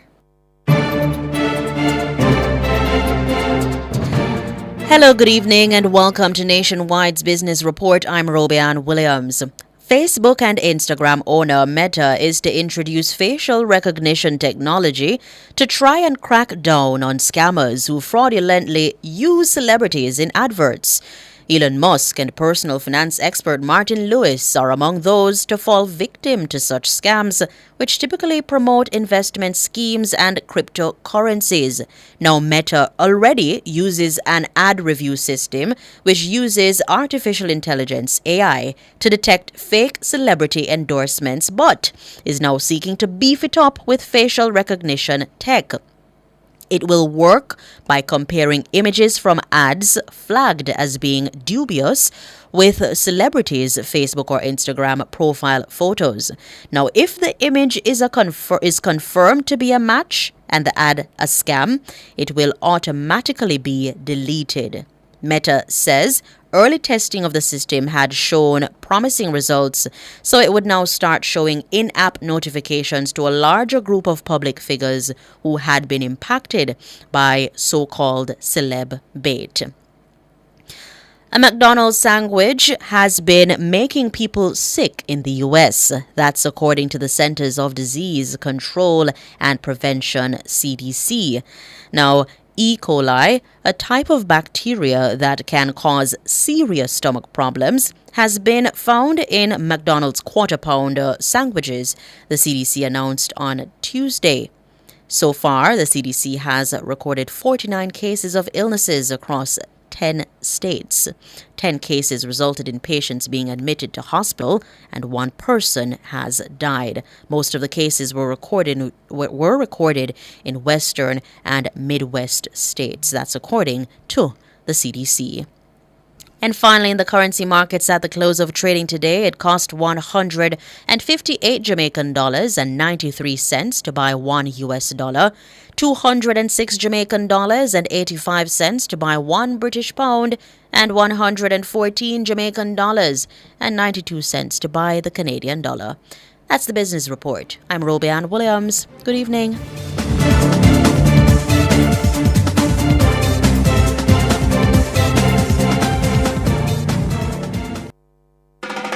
Imagine opening a bank account without ever leaving your home. Well, at CIBC Caribbean, we've changed the game. Open a new CIBC savings or checking account completely online using your computer or phone, anywhere, anytime. No need to visit the bank, no waiting in line. Just apply, verify and sign your documents, all online. It's secure, seamless, and 100% digital. Open your new CIBC account by applying online today.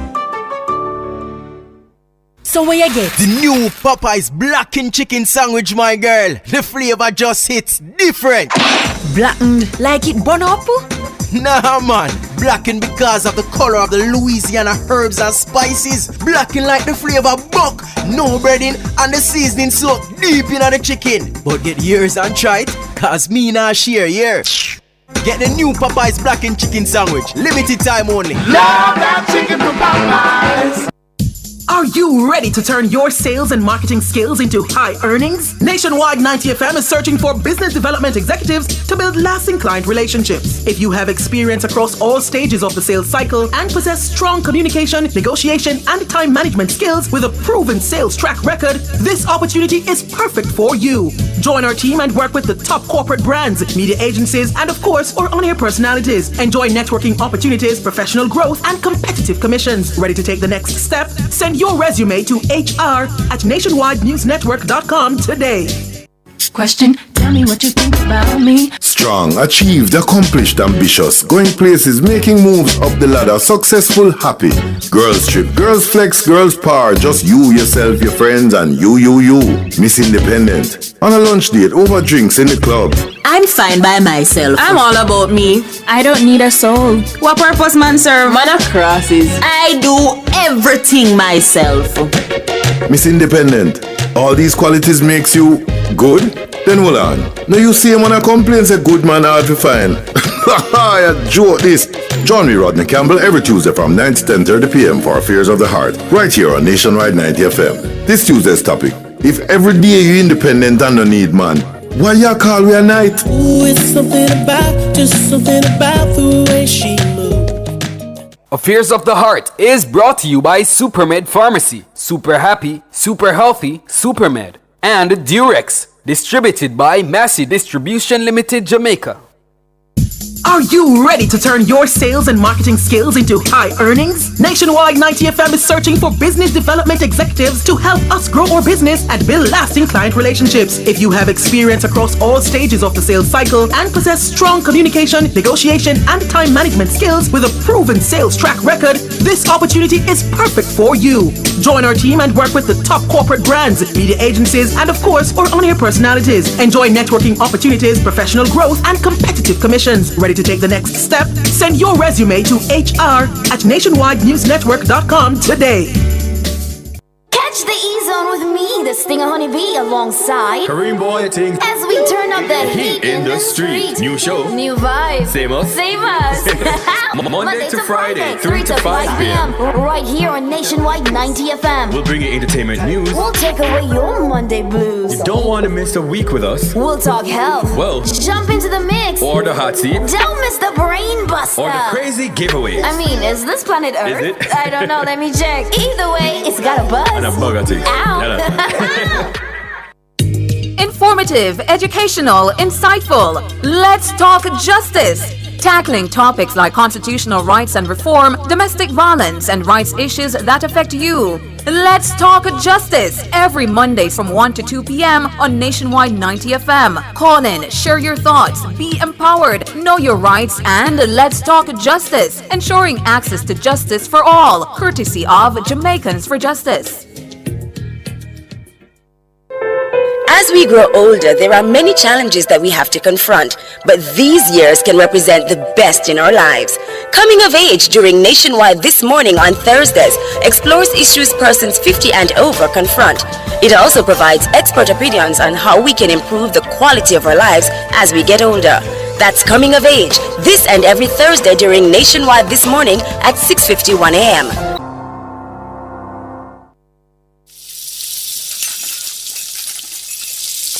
Something big is brewing, and the excitement is marinating. A thrilling event will unfold that will have everyone cheering this Christmas.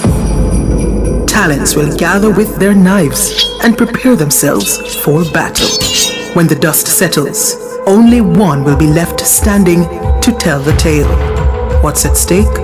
Who will rise and who will falter? You have no idea what's coming next. All your questions will be answered only if you keep your ears tuned to Nationwide 90 FM. This is going to be epic. Nation's Business is brought to you by BH Paints. Paint it, love it with BH Paints.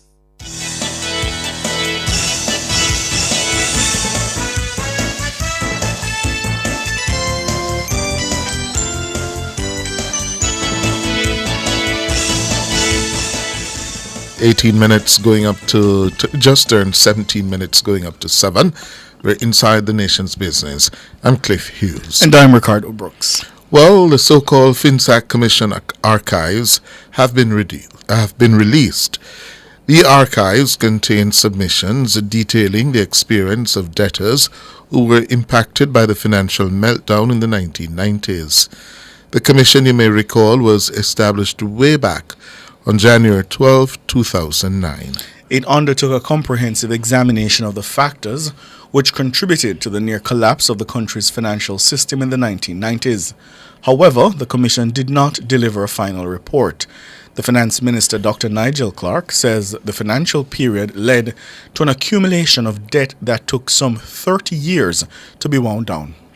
But have we done enough to inform Jamaicans about the genesis of the FinSAC meltdown or the financial meltdown?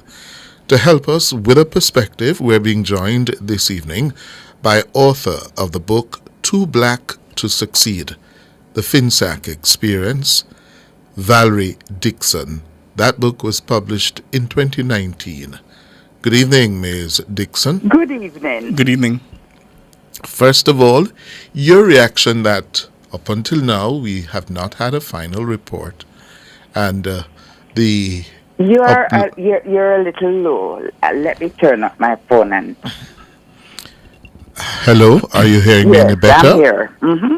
I'm saying, first of all, you have researched and written about this experience. Your reaction to the fact that here we are, still without a final report, and the uploading of the so-called archives. Your reaction? I am not quite sure. Good evening, Mr. Ricardo. Good evening. I didn't get your surname. Brooks. Brooks. Yes, good evening, Mr. Brooks, and good evening to your listeners in Jamaica, where they are, ever in the world. I just want to say something as my first gut reaction to all of this. I really don't know what they mean by the FinSAC archived material, because to my mind, if you paid the taxpayers of this country, if they have paid for an inquiry to take place, then it is only meet and right that they should be provided with a result coming out of their findings, which we would normally see as being a report. So why is it that after you have paid for something, you can't show and tell and reveal what you have actually paid for? What is it you have archived? I don't think that people are interested to know blow by blow what took place within the inquiry, who said what, la-di-da-di-da-di-da. I think what people are really interested in is what is the result or the findings. Did a travesty of justice take place, or it did not take place? Mm-hmm. If it did or did not take place, then I believe it is only meet and right for the public, for it to be placed in the public domain. Mm-hmm.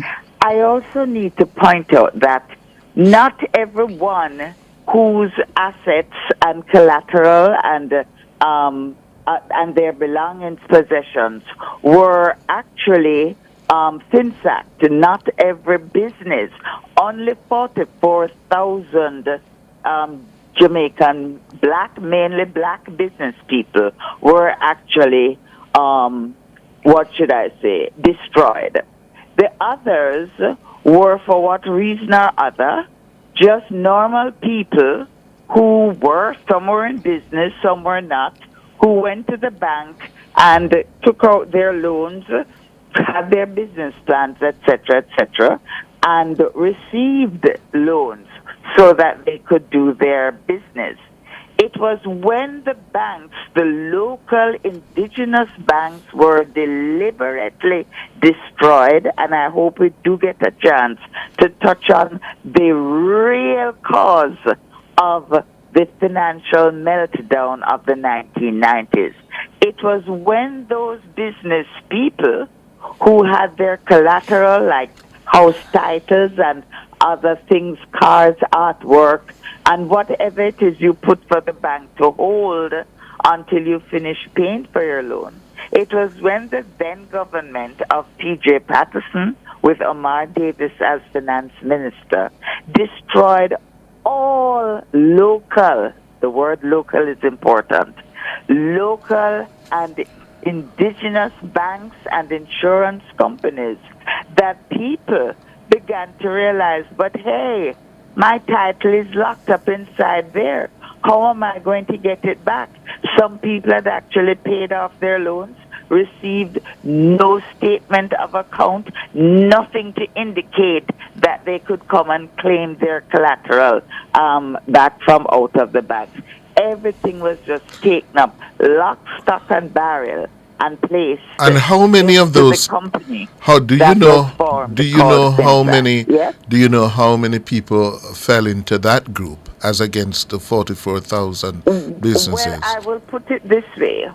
My family's business had collateral because we are business people and we are not like some people who are able to finance their businesses by just going under the bed, pull out a trunk full of money, and you can do X, Y, and Z as allegedly it is said to. That's how you do it.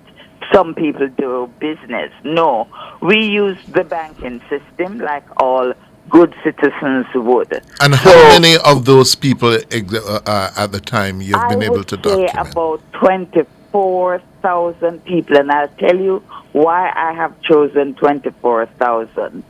These are said to be the assets and collaterals that were sold by the government to a Texas collection agency.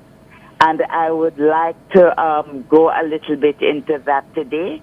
That was owned by the late Dennis Jocelyn, and it has now changed hands since Dennis Jocelyn has died. And it is registered both in Texas as well as in Jamaica, the Jamaica Redevelopment Foundation, JRF. And the new owner, Jason Rudd, he received 24,000 of the collateral that he's now at liberty to come to Jamaica and sell. And the funds that he receives from the sale of these assets are actually repatriated to the United States, back to Texas. I don't know if you want to ask me any questions there now. Ricardo? Yeah, all right, so Miss Dixon? Yes? I'd like you to take a step back because I'm struck by the title of the book, Too Black to Succeed, the Finac Experience. And I want you to speak to those in my generation. Perhaps those in Cliff's generation have a very clear understanding of what happened in the 1990s. I want you to help people who are my age, in their 30s, and who say, boy, this happened so long ago. Why are we stressing over it? Why are we releasing these archives? Why don't we focus? Have you ever heard the word retroactive? Yes. Meaning that if something was taken from you or it was never paid back, that no matter how many... Hello? Yes, I'm hearing. Yes. That no matter how much time has really passed, that action cannot really be reversed. It's either you have stolen the people's money, or you can say, well, I promise to pay you in the next 10 generations. But that money is still outstanding because it was never addressed, never dealt with. And so you are just told, oh, forget about the money I owe you. I can't pay you again. Or you find some excuse to give to the people who worked and at the time received no compensation or wage, salary, whatever you want to call it, for the work they have done. But the work was done. And so this is a time for us to say, well, is this money, does it have a lifetime? If you owe money, Does it mean that after 7 years you no longer owe the money, so you're now free and can do as you please and not ever have to worry about paying back the money you had borrowed? Why the racial reference? Too black to succeed. I'm not hearing you. Why the racial reference? Too black to The succeed. racial reference stems from the fact that for 500 years, a certain set of people were dug out of their home and brought for profitable reasons or economic reasons to another part of the world and forced into doing the work that others, they say, could not do. So no matter how hard this particular group of persons worked, they never were compensated for the work that they had done yet. People who are of a different color came under a different arrangement. I think you're accidentally touching the buttons on the keypad of the phone. Miss Dixon? No, we're on hold now. No, Cliff. So I'm struck by the title, Too Black to Succeed, and I'm trying to get what she understands the reference to race. What is the relationship, the Finac experience, and why she has decided to single it out here in the title of the book. Because when I read it in the script, I know looking at it, it conjures all kinds of thoughts, and so I just want to understand the relationship. Part of the discussion and the discourse is race. That several scores of the businesses that went under, yes, were indigenous financial institutions built by the emerging black entrepreneurial class in post-independent Jamaica. Their banks went down. You can think of Elon Beckford's Horizon Group, Don Crawford's Century National Bank. Yes. You can think of Delroy Lindsay's, what was the name of his corporate merchant bank or not Workers Bank. Yeah, and I think that's where the reference may be coming from, but she's back. Yes, Okay. Yes. Go ahead, Ms. Are you Dixon. hearing me any better now? I am. Okay. So what happened was it is alleged that when these indigenous people, and it is questionable for the history, that the indigenous people were not just who we would call the first time Arawaks, but they were actually black people who were in this part of the world before Columbus came. There's a book that I've cited by Ivan Van Sertima. They came before Columbus. So there's a whole lot of gray area circling around the peoples who actually lived in this Central American region of which we are a part. But back to the main issue as the too black to succeed, it is simply this. No matter how hard the people who were brought from Africa to come to the West Indies to make profit for the sugar planters, they never were able to climb the social or the spiritual ladder to achieve any form of proper identity or any proper form of being humans. They were classified as being 3/5 of an animal, and as a result of that, they were not viewed as being human, and so they were treated much differently. And you see the Finac experience as evidence of that? The Finac experience has all the evidence of that, and I'll tell you it in one swoop. Some people actually received what is known as bailout. I am jumping way ahead of everything. I was hoping that we would have done it in an orderly fashion, but since you need to know, I'm going to tell you where the title of the book came from.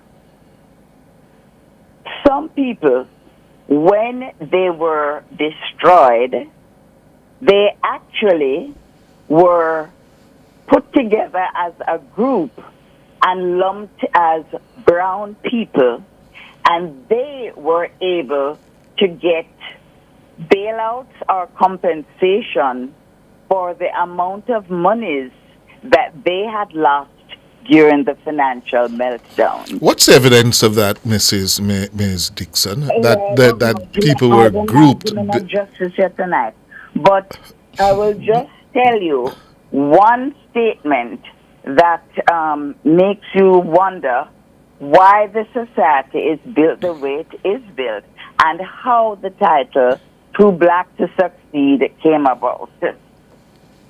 If I may just read a little bit from the front of the book here. And this book, incidentally, has about 6 pages of reference because I knew that there would be a record of books who would one day ask me for my evidences because, rightly so, that's how we really ought to be. So what it is saying here is that, Lord help me find it. If you did just tell me the question then before. No, we couldn't do that. That's unethical. Well, other persons did, but anyway, that is really? no water under the bridge. Yes, what it is saying is that no matter how hard the black people worked from the time of arrival in the West Indies to current days, they were never given the appropriate payday, while others who were brought to do the same type of work in the West Indies came under the influence of being termed indentured servants who were paid wages or who, when they paid off their bond, were given land, freedom, etc., while the black person remained in servitude or forced labor until 1834 to 1838, when they were granted emancipation. So I understand that history, but the question about the lumping together to receive a bailout, you're saying that was along racial lines? In Jamaica, we really don't have racial lines anymore.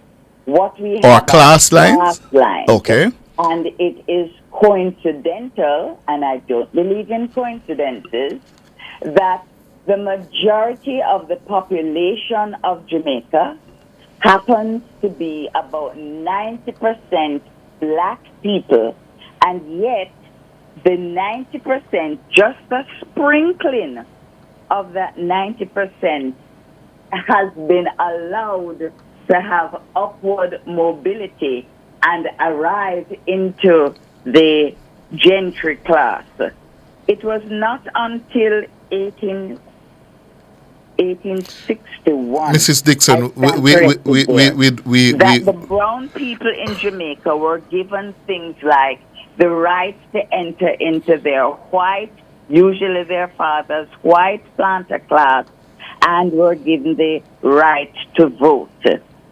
That never happened to the black people because they were considered too black to succeed in regards to owning property, owning land. So help our listeners understand that historical link to the Finac experience. But I don't know why you will not allow me to show you that nothing has really changed from the time of, if only my eyes were helping me a little bit better, and I could find the exact chapter in my book that tells you that the brown people, who are the result of white men having children with nameless black women, and that George William Gordon is one such product of a union of that. They were called mulattoes. that they had to fight All for right, their freedom. Okay, Valerie, help me here. You said earlier in this interview that these indigenous institutions, so many of the companies, were deliberately destroyed. Deliberately. Why deliberately? And again, the evidence for that. Okay, may I now read what actually caused the FinTech debacle?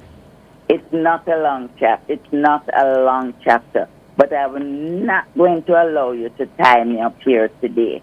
So let me get That's my not my facts objective. straight and approach you. So it says here, according to the article, the writer of this article, when Omar Davis... Which article is that? What is that? Which article is this? I am reading from an article that says, FinTech, bad mind and wickedness caused the Jamaican financial meltdown. That's Mark Wignall in 2009, I think? 2009, I guess. Mm-hmm. And he outlines that when Omar Davis, then PNP finance minister in the 1990s, began the process of dismantling the Central National Bank, it was done immediately after the Don Crawford-run entity had bought a significant sum of U.S. dollars at a few dollars more than the price that the official exchange rate indicated. His bank, and this is important, his bank did nothing which other banks were not doing at a time when its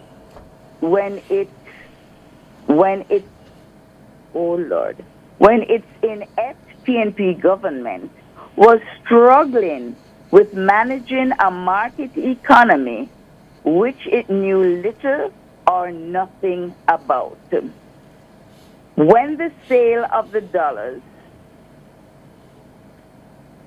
was revealed, that, oh God, this is hard. Let me try. When the sale of those dollars, what the sale of those dollars did was reveal that the very same finance ministry was secretly dispatching agents with huge stacks of cash in the trunks of their cars to buy U.S. dollars at prices above the official exchange rate. Now, I want you to go back to when I said that Don Crawford did not do what other banks were not doing.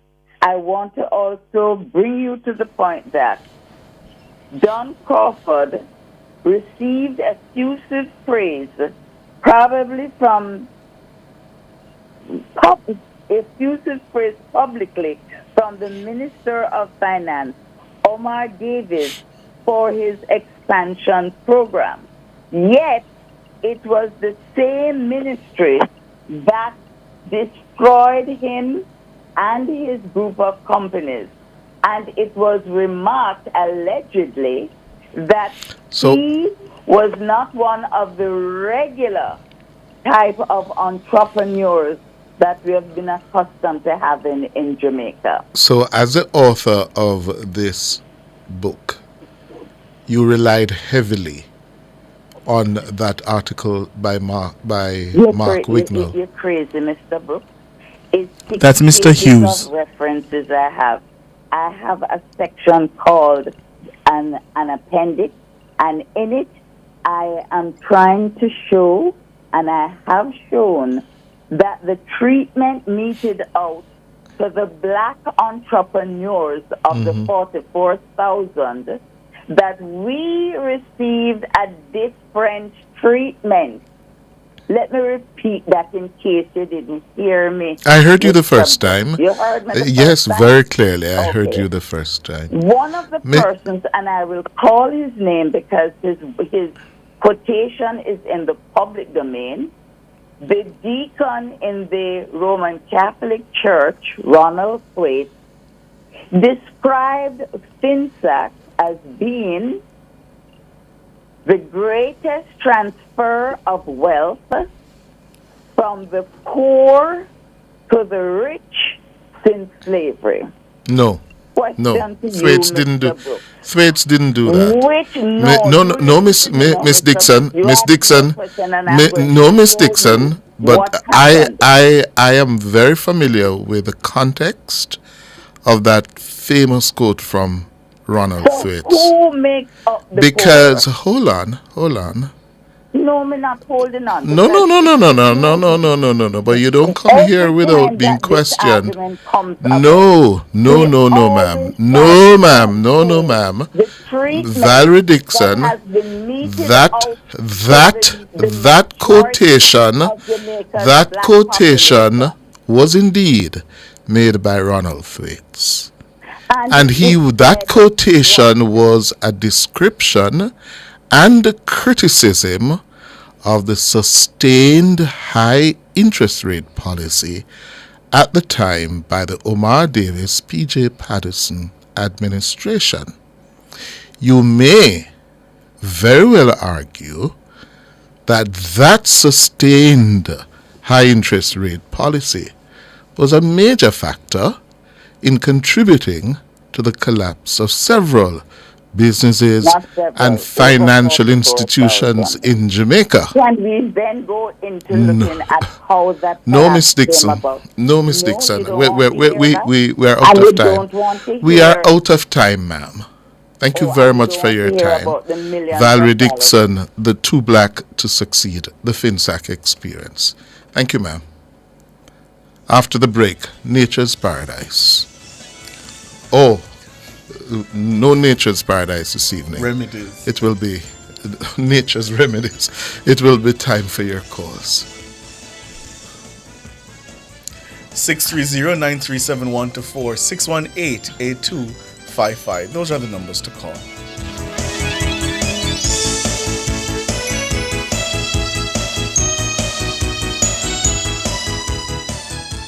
Nation's Business was brought to you by BH Paints. Paint it, love it with BH Paints.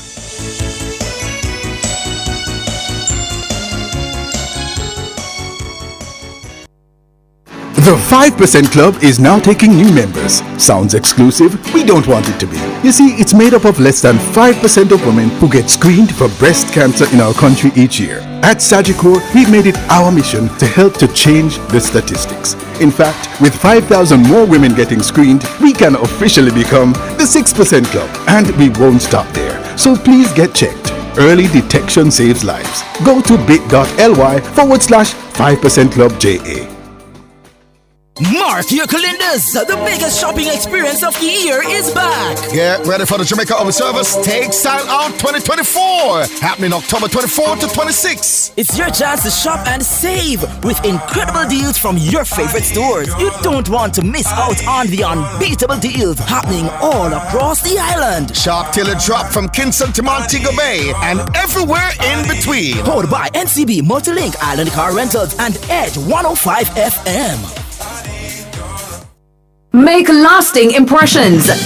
Register now for the Make Your Mark Business and Personal Etiquette Conference set for October 30 at the Jamaica Pegasus. Sponsored by Caledonia Outdoor Advertising, Monographic Printers, JPS, Nationwide News Network, Supply County, Jamaica Boilers Group, From Thought to Finish, Intelligent Multimedia Limited, Visual Tech Solutions, the Jamaica Observer, and Main Event Group. Come make your mark and attend the Business and Personal Etiquette Conference October 30. Call 876-978-6001 or visit www.makeyourmarkgroup.com now to register. Imagine opening a bank account without ever leaving your home. Well, at CIBC Caribbean, we've changed the game. Open a new CIBC savings or checking account completely online using your computer or phone anywhere, anytime. No need to visit the bank, no waiting in line. Just apply, verify, and sign your documents all online. It's secure, seamless, and 100% digital. Open your new CIBC account by applying online today. Shop and win a mega kitchen from Megamart. Spend $6,000 or more before GCT at any Megamart location and fill out the entry form provided for a chance to win a brand new stove, fridge, and microwave this Christmas from Appliance Traders Limited. Visit us on social media to win monthly prizes courtesy of Lasco, Grace Foods, and Facey Commodity Company Limited. Promotion runs from September 30 to December 6th. Shop now to win a mega kitchen from Megamart. The best value by far. Conditions apply. Must be 18 years or older to enter. Authorized under Section 58(3) of the Betting, Gaming, and Lotteries Act.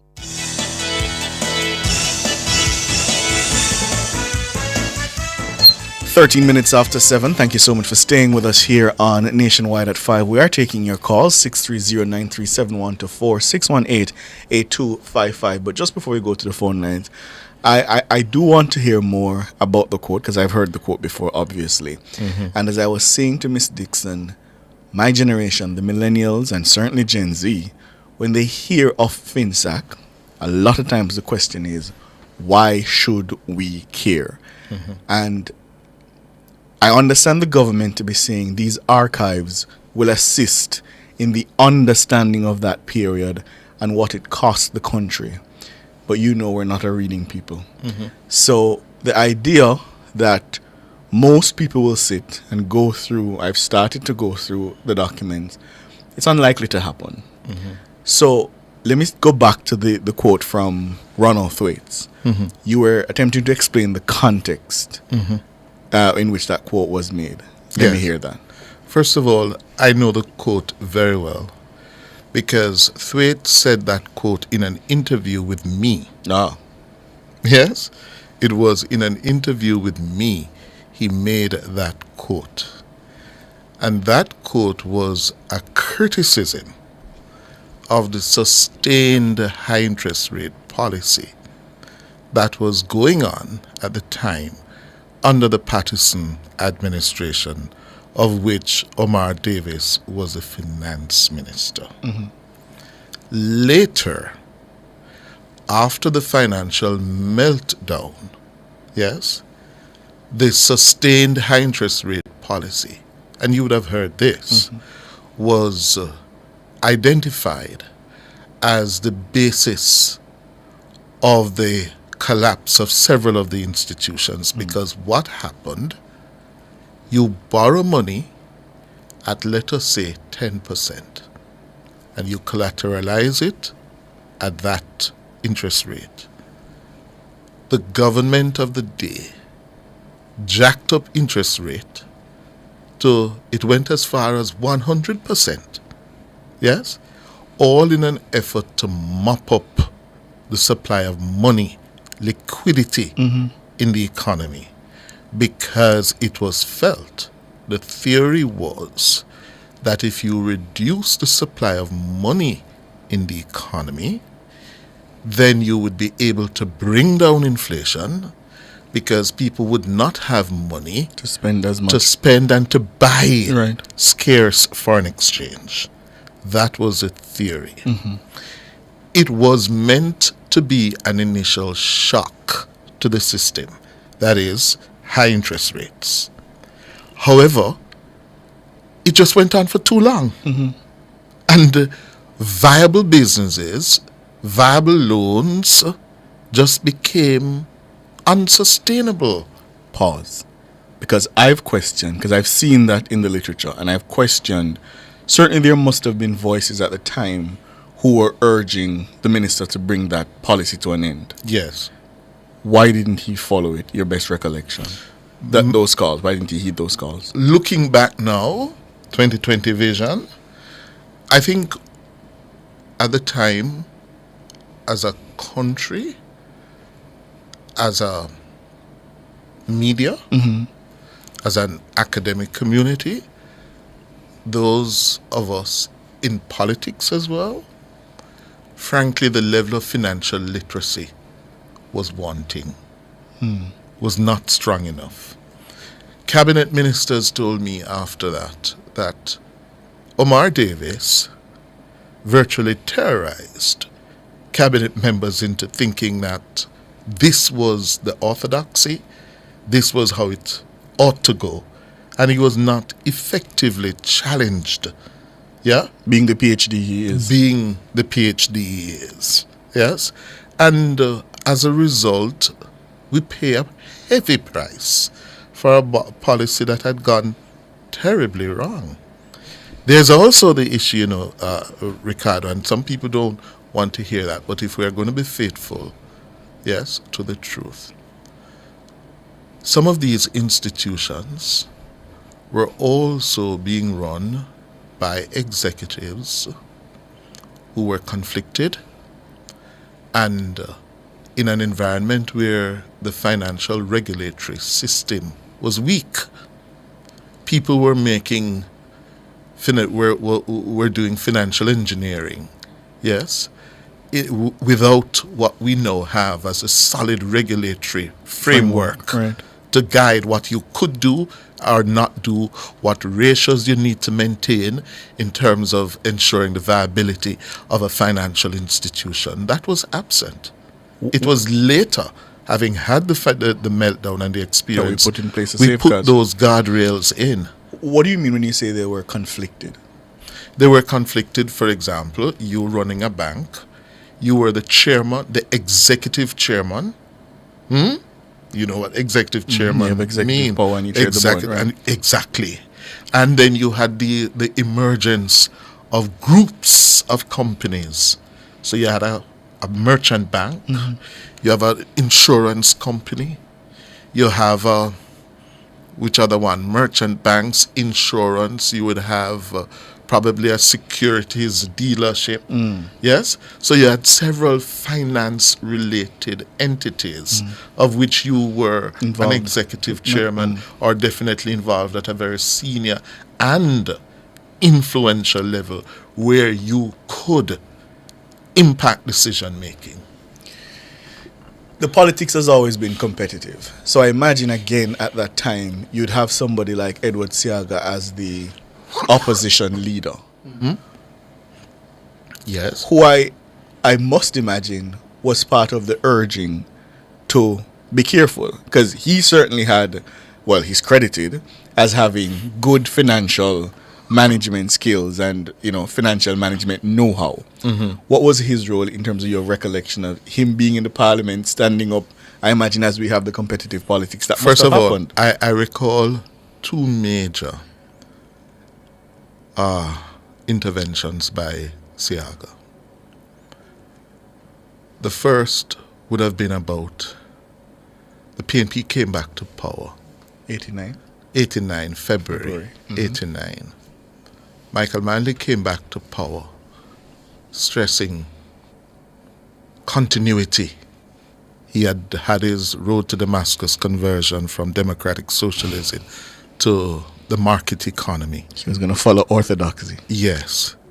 And at the time, the 1990s, there was this push to liberalize the Jamaican economy. And with that, liberalize the foreign exchange market. Because before that, we had controls on if you were to travel, how much you could buy in foreign exchange. All part of an effort to, one, stop the dollar from running, stop inflation, yes, and to mask what was the weak performance of the Jamaican economy.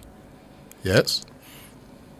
And when Michael decided to liberalize the foreign exchange market, there was a huge debate over the usefulness and whether that would be prudent.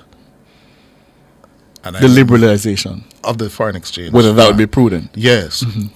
And he stuck with it. He was supported by some powerful, influential voices in the private sector, and equally those voices that disagreed. And he persisted. And I remember it was a parliamentary debate, budget debate, where Seaga said to Michael Manley, "Don't do it. Don't do it. We are not in a position, yes, to have a free market, liberalized foreign exchange system. Don't do it." And he went on, pressed on. By 1990, 91, 92. Yes? The thing blew up. Yes? The dollar started to fly. Yeah? And we were in problems. Inflation was going through the roof. The dollar was running. The costs of goods and services were going. Yeah? Which, yeah, some say, I'm no economist, laid the basis for what took place later in the mid-1990s with financial institutions going under. Collapsing. And then, on another occasion, this would have been about, I would have, you just asked me, so I'm just going from memory. Yeah, this would have been about 93 now. When did Omar Davis become finance minister? Omar Davis... 92 or 93, I believe. No. It was before that? It was after that, I think. Okay. He entered the parliament in 94 in a by-election. I think 94, 93. Okay. And Siaga, in another parliamentary sitting, I don't know if this was a budget debate, but in another parliamentary sitting, I remember reporting on it. Siaga stood up in Gordon House and said to the government, said to Omar Davis, that the financial sector was in trouble. Companies were on the edge, were on the brink. And Omar Davis, with his usual style, can be very arrogant, he was, accused Siaga as being unpatriotic, alarming, yes, meant to really discredit the country, when Siaga said that you need to help the financial institutions now because they were in trouble. Yeah, there was a mismatch of assets and liabilities, and he looked at Omar and said, you need to intervene now, and he was dismissed. And yet, just before we go to the phone lines, and yet, that kind of financial management was, I have to say, was rewarded at the polls. And I'm wondering now if a large part of that is what you conceded, that you all in media, senior ministers of the cabinet, other interests, didn't do a good enough job of explaining to the Jamaican people what was at stake. I think so. Yeah, because some of us didn't even understand what was happening. If one is to be truthful, didn't even understand it. Yeah, we were catching up. Yeah, and Omar was this perceived as this intellectual giant. Yeah, and as I said, cabinet ministers told me, debate was virtually muted at cabinet until you know what hit the fan. Yeah. 630-937124, 618-8255. Mr. T. Yes, sir. Good evening. Good evening. I believe what the lady was trying to say, that people got preferential treatment in the whole FinSAC issue. But there are other important things that the inquiry would have brought out. And one of them is Dennis Jocelyn bought the debt for 12 cents in the dollar. There are people who offered 50 cents in the dollar and couldn't buy back their debt. And that, sir, was a point of pain and bitterness because it has been made. You turned around, sold the assets, the debts, and the collateral that these people had put up. They begged you. They came to you and say, I give you 20 cents, 30 cents in the dollar. And you said no. And then turn around and sell it to this American man who came back and said, you sold it to him for 12 cents in the dollar. And then he came back to you, Ricardo, yeah, and ask you to pay 100 cents in the dollar. That was wicked. And a lot of the things that people don't realize is that no one in the entire FinSAC meltdown has gotten anything close to a current to a state of account to show how much you borrow and how much you owe. Then it's not going to tell you that that's not their thing. Yeah, but there's another thing, because the twin towers at down the neutralized towers. Those 2 towers were sold to NCB. At the time, the head of FinSAC was the same person who got the managing director position of NCB. So how in the hell you can sell? Nobody know what it was sold for, and then you get the job. He wasn't even qualified to get that job, and I can tell he wasn't qualified because in the FinSAC, inquiry. No, sir, and I can't make you do that. What do you mean the man wasn't qualified? Sorry? What do you mean the man wasn't qualified for the job? Because in the inquiry, he said that my attorney asked him the question, what is your qualification for being the head of NCB? And he said he got accepted into Harvard, but because he got the job at NCB, he didn't take up the scholarship. But not only that, I don't know about that, but I remember. I'm telling you that I know that the gentleman in question had a degree in banking from the University of Technology, and had accumulated experience, and subsequent performance at NCB proved that he turned out to be a very very successful managing director of NCB. Let me tell you, the head of FinSAC, the first head of FinSAC, Mr. Bonnie, had proposed to the government that there are investors out there who borrowed money and were still here in making good and they are. Not hearing you, Mr. T. No, I'm saying that the first head of FinSAC was Mr. Bonnie. And he told me that he made a proposition to the government to separate the people who borrow money and squander it, and the people who genuinely borrow money and to invest. And the government said, no, we're not doing that.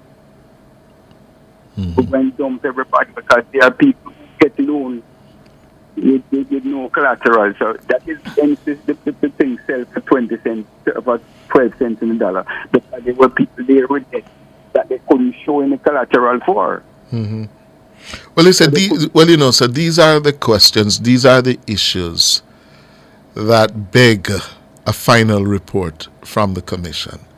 And it is a blot on our management of this, that we will never have that final report. Well, Dr. Peter Phillips said in Parliament, that he will not spend another dime on things, on the inquiry.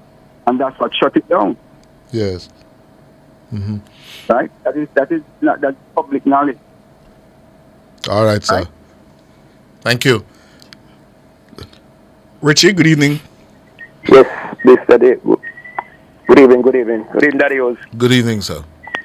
My name is Cliff Hughes, sir. Please call me Cliff or Hughes. All right, Hughes. I'm glad to know. Because I'm glad. I'm tempted to have a teacher anymore, but you're still my teacher, yeah? Yeah, man. I learned so much from you. But anyway, can you tell me why Mr. Siago was telling Mr. Davis that he was going on the wrong road? Because he saw it. Not what he saw it, but how did he see it? What do you mean? Okay. Question.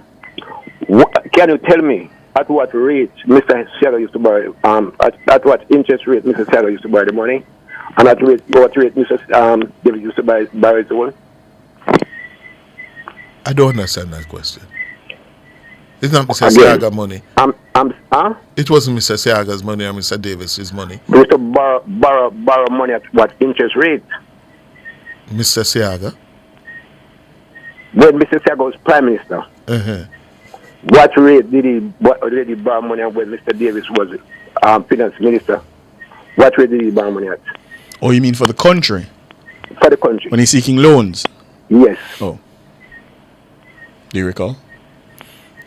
No, I can't recall, for example, what years you're talking about. 89 or 89 to 2006. Remember somewhere when they implement the policy, it's cheaper to import more than But what's the point you're trying to make? What's the point? Tell us the point. What the point? I just want to be reminded of the interest rate that Mr. Sarah used to borrow the money on Mr. Sarah. Yes, because that is where Mr. Davis went wrong, you know. Because I understand, I don't remember exactly now, but he borrowed money at a very alarming interest rate, and that is what carried the country into the world. But I don't remember exactly. Well, I will tell you this. I will tell you this, that under the Davis tenure, we were borrowing money at much higher rates than previous administration. That's where we're going. Yes, that's where we're going. That is generally accepted as a fact. Yes. Yes. Back to you now, Mr. Ricardo. In terms of Finsac report, you do not believe that the people, it will mean more to anybody. That's what you say? No, I wasn't saying that. I'm saying a lot of people in my generation. In your generation? Those are the questions they're asking. Okay. I want to tell you something now. Well, this man now, this youth now might be, is older than you know. But I followed Michael Manley for years, up to PG as a Fresh Prince. And when I decided to switch to JLP, this youth from a die-hard PMP family, entire family, they were PMP. And it warmed me when I switched and said JLP, and I sit him down and I teach him and tell him the history of the PMP party from start to finish. And it was JLP. I'm saying right now, the Finsac report, whenever these youth get to know it, generally they get to know it, they'll get to realize where the country went wrong, cause our dollar reach where it reached. And there's no way that they will satisfy with, so they will have to vote for it. And the main thing about it, you know, they will get to realize that what this government is doing right now is building back the economy. When they get to know the truth about the things that because right now, you know, a lot of people believe that this government is as fault, you know. They believe that this government take up a very good economy and destroy it. So whenever they get to know the syntax, they will realize that this government take up a very destructive economy, rebuilding it. So they will believe, and it's very important for them to know. All right, Richard. Really? All right, thanks for the call. Alric, good evening. Good evening, Mr. Brooks. Good evening, Mr. Hughes. Good evening, Alric. Mr. Hughes, I heard it this morning with Mr. Morgan and Mr. Campbell. And I agree with you that that debate this morning are the kind of debate that you would want to hear more often, intellectual debate on your station. But I'm going to ask you, Mr. Hughes, how many million has been spent so far up to the time when the then Finance Minister, Mr. Shaw, said he wasn't going to spend a dime more on the report? And do you think, you and Ricardo, I always listen to you guys and weigh the pros and cons, that the average Jamaican will use the archives because we have not got the final report that we can read and say, yes, this is what happened, and be satisfied that the money has been well spent and that it has achieved what it was set out to do? Well, it has not been well spent, and it has not achieved what the original target was, and that is to produce a final report that would document what caused Finsac, the impact of Finsac, and what Jamaicans should take away from that experience.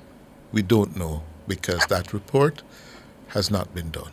Yeah, had a final report been done, then we'd have had, for example, definitive conclusions by the commissioners and the commission.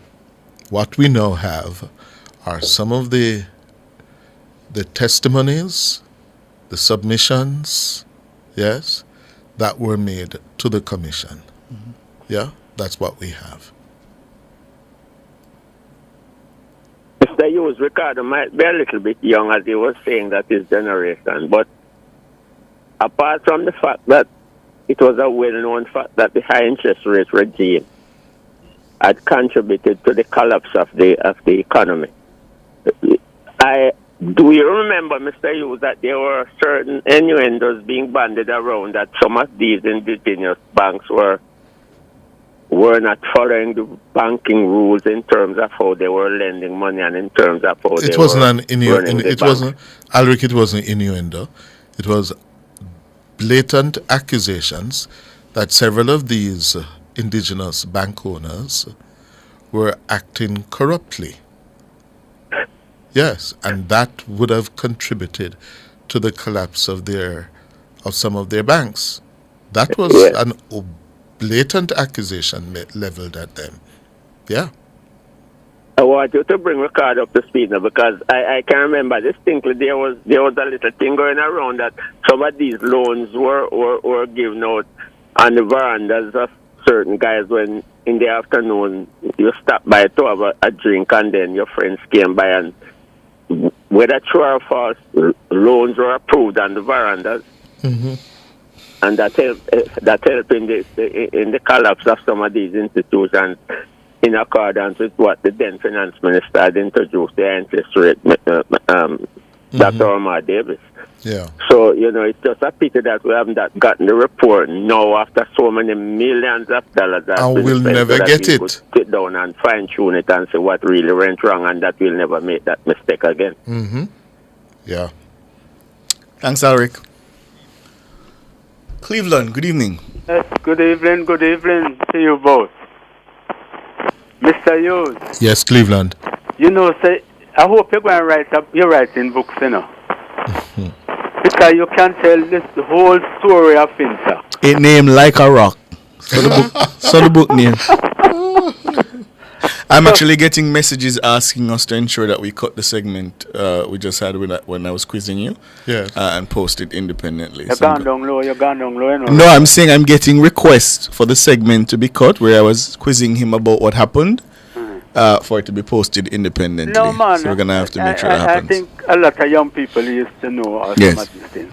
But it was a wicked hack that the PMP government do to Mr. Crawford. One of the wickedest things. Central National Bank. I remember in the 70s when these people them not going, when Mr. Manley tell them to take the 5 flights a day.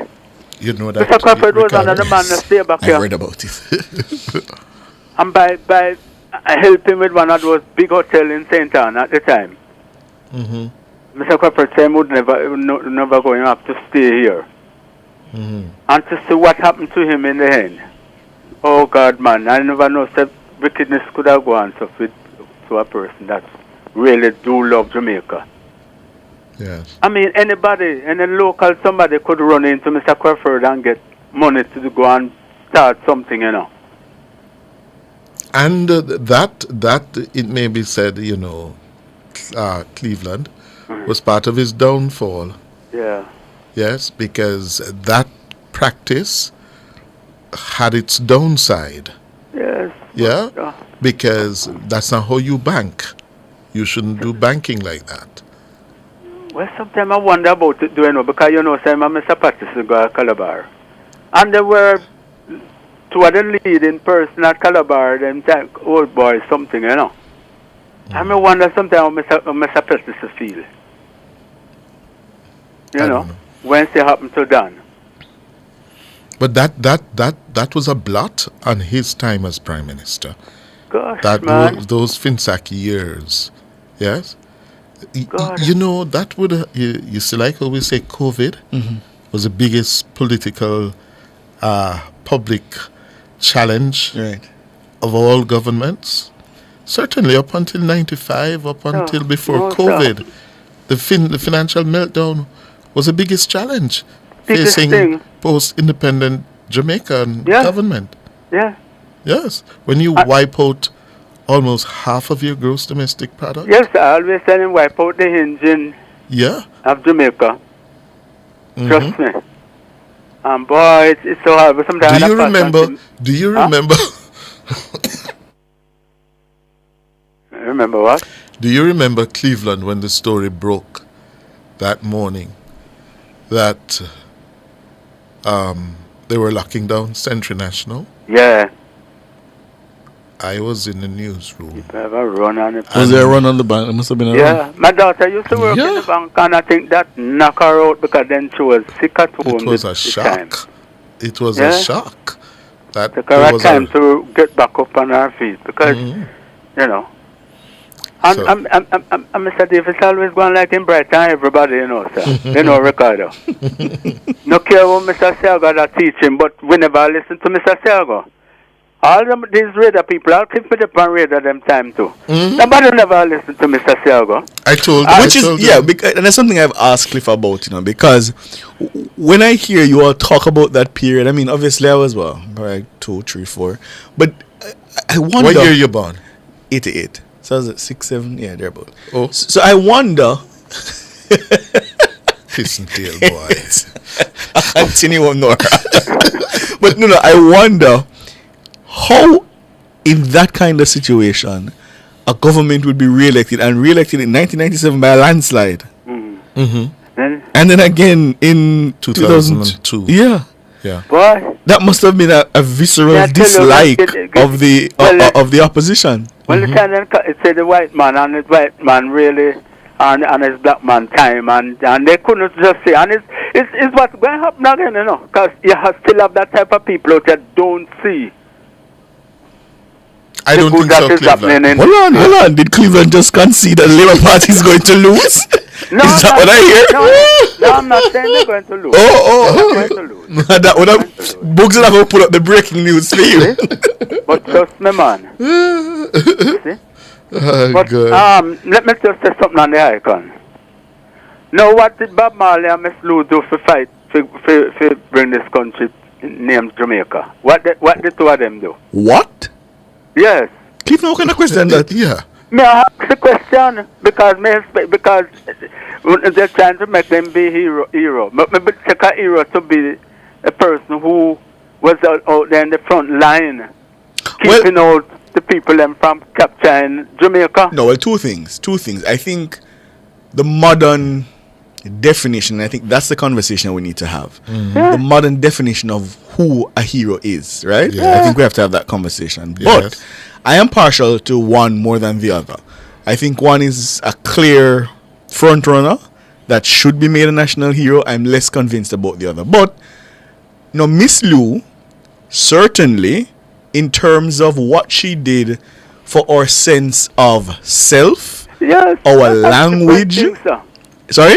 That's a different thing altogether. No. But But a different time, Cleveland.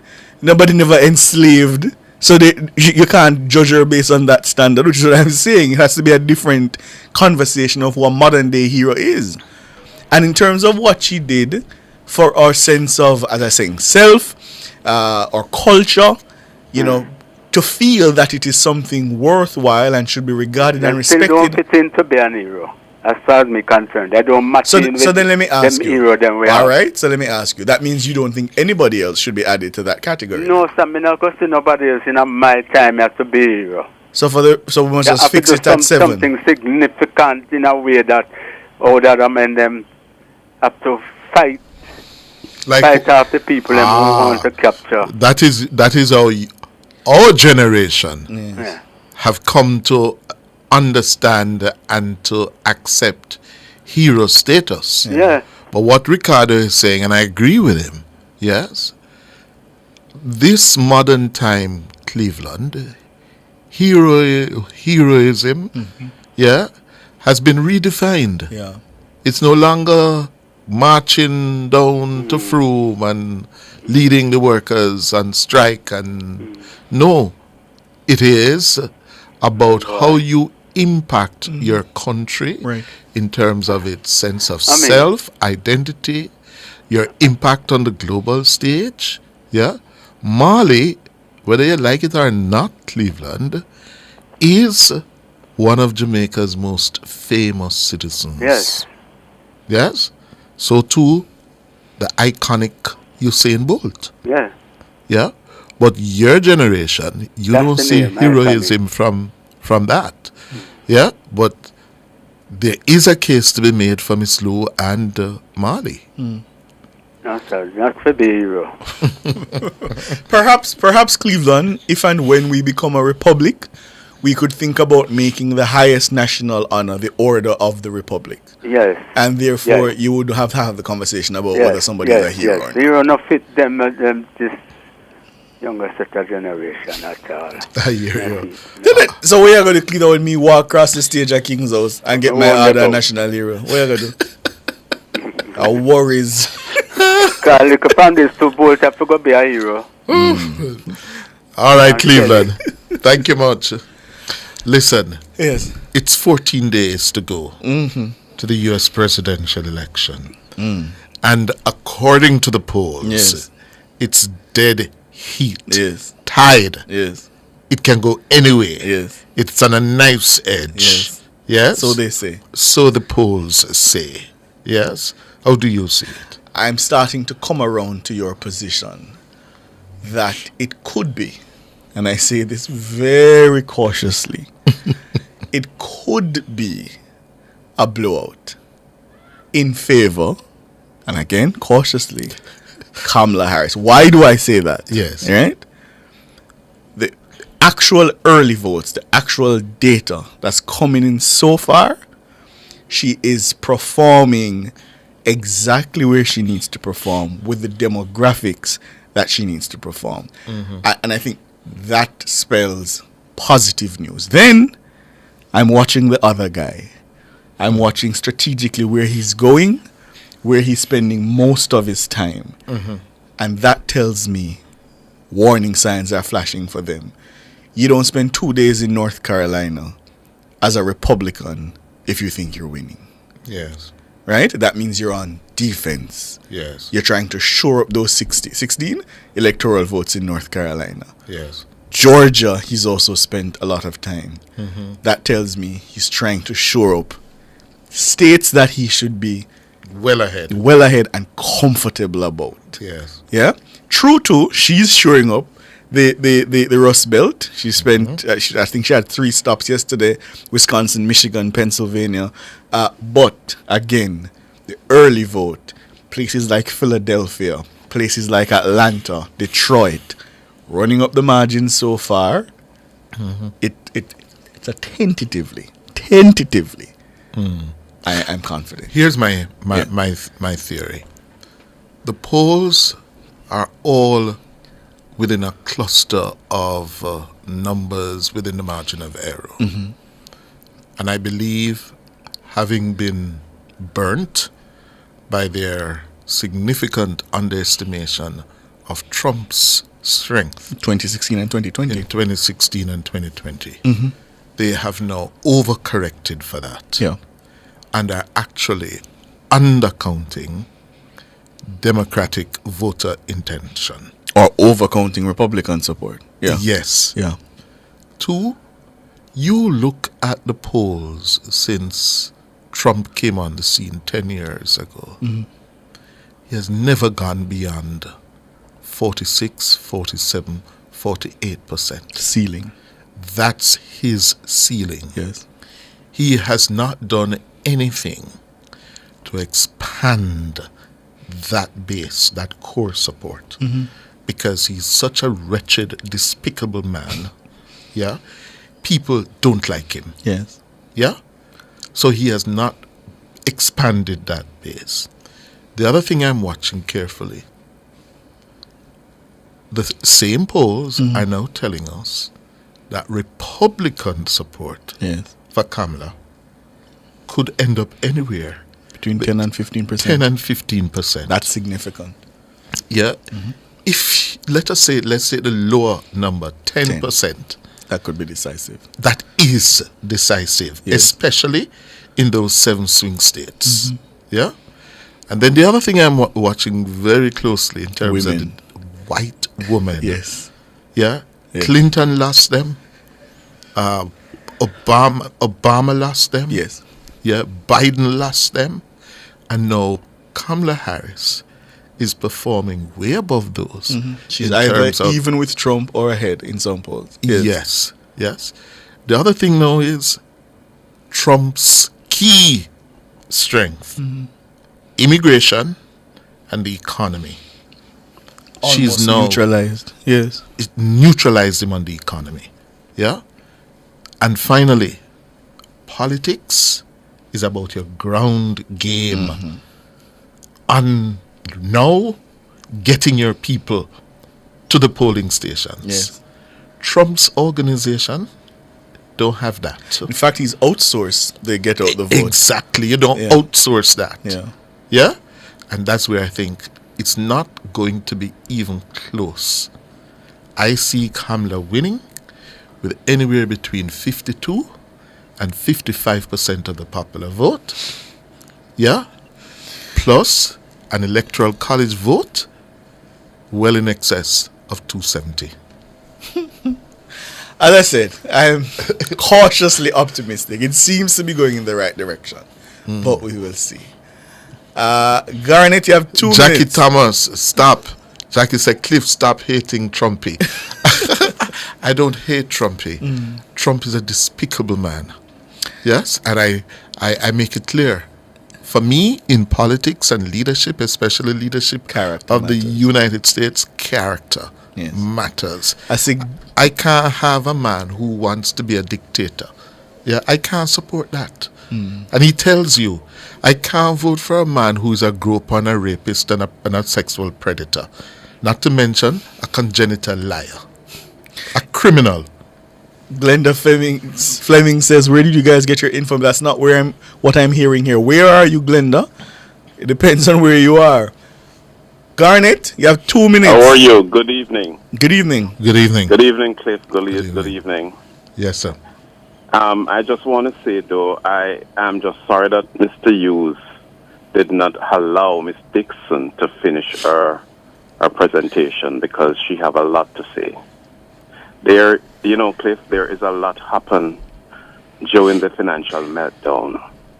I have known people who borrow $5 million and end up owing $60 million. I've heard Die those of a stories. broken heart. I've heard those stories, yes. Right. Die of a broken heart and lose all their belongings, their home, their businesses. We need a full report.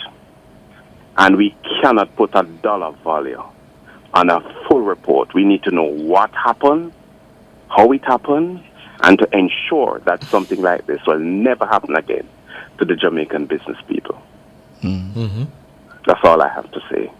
All right. Right? That thing that come out there, I don't think it's a report. Right? It's just people making some presentation and so on. We need a full report. And I think that I'm sure there is a number of financial analysts out there, financial experts are willing to sit down and help Jamaica and help the Jamaican people. Maybe not even charge. And have a proper report. Well, I think the time has passed for it. In the financial meltdown. Yeah. And I'm sorry though that I have not been hearing more from the media on this matter, right? Thanks to Nationwide, but we need to hear more. And RJR, we need to hear more on what take place. Cliff Hughes, people have been suffered. Let me tell you something. I know an incident, and I'm not calling any name. A businessman borrowed some money from the bank. They took away his house. I think he offered to pay some $60 million back. They refused to give that businessman that house. And they give that house to a politician for $25 million. Not only, but they also give that politician a mortgage. These are some of the things that take place during the financial meltdown. And this is why I'm saying, Mr. Hughes, you should really allow Miss Dixon to complete her presentation because she have a lot to tell. Yes, but I don't. When Miss Dixon refuses to countenance, corrections, what she said was simply not true about that quotation as a basis to support her thesis. Quotation, I agree with that. She that should just stick quotation was, I know of it because I was the man who interviewed Ronald Thwaites when he said those words. Out of time. Thanks for the call. Okay. The New York Times is breaking news, Cliff. We were just talking about the election. The New York Times is reporting that John Kelly, the retired general, Trump's longest-serving chief of staff, he has said that he believes that Donald Trump meets the definition of a fascist. And a fascist to the core, according to the former chairman of the Joint Chiefs of Staff, Mark Miller. So all the fascists to the core. All the generals who work closely with him, they're telling the American people, yes, this man is a fascist. And this is another point, The American person who says he's or she's undecided or is going to vote for Trump, what more do you want? The people who knew him best, who worked with him, he said he only appoints the best.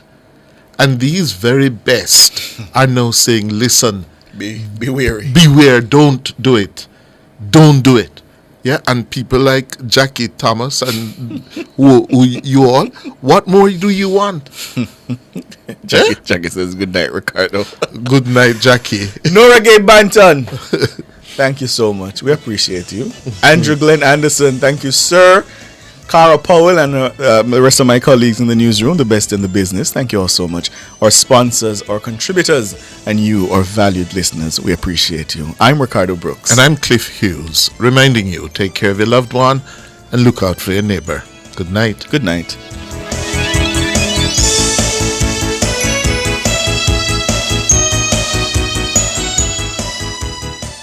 So where you get? The new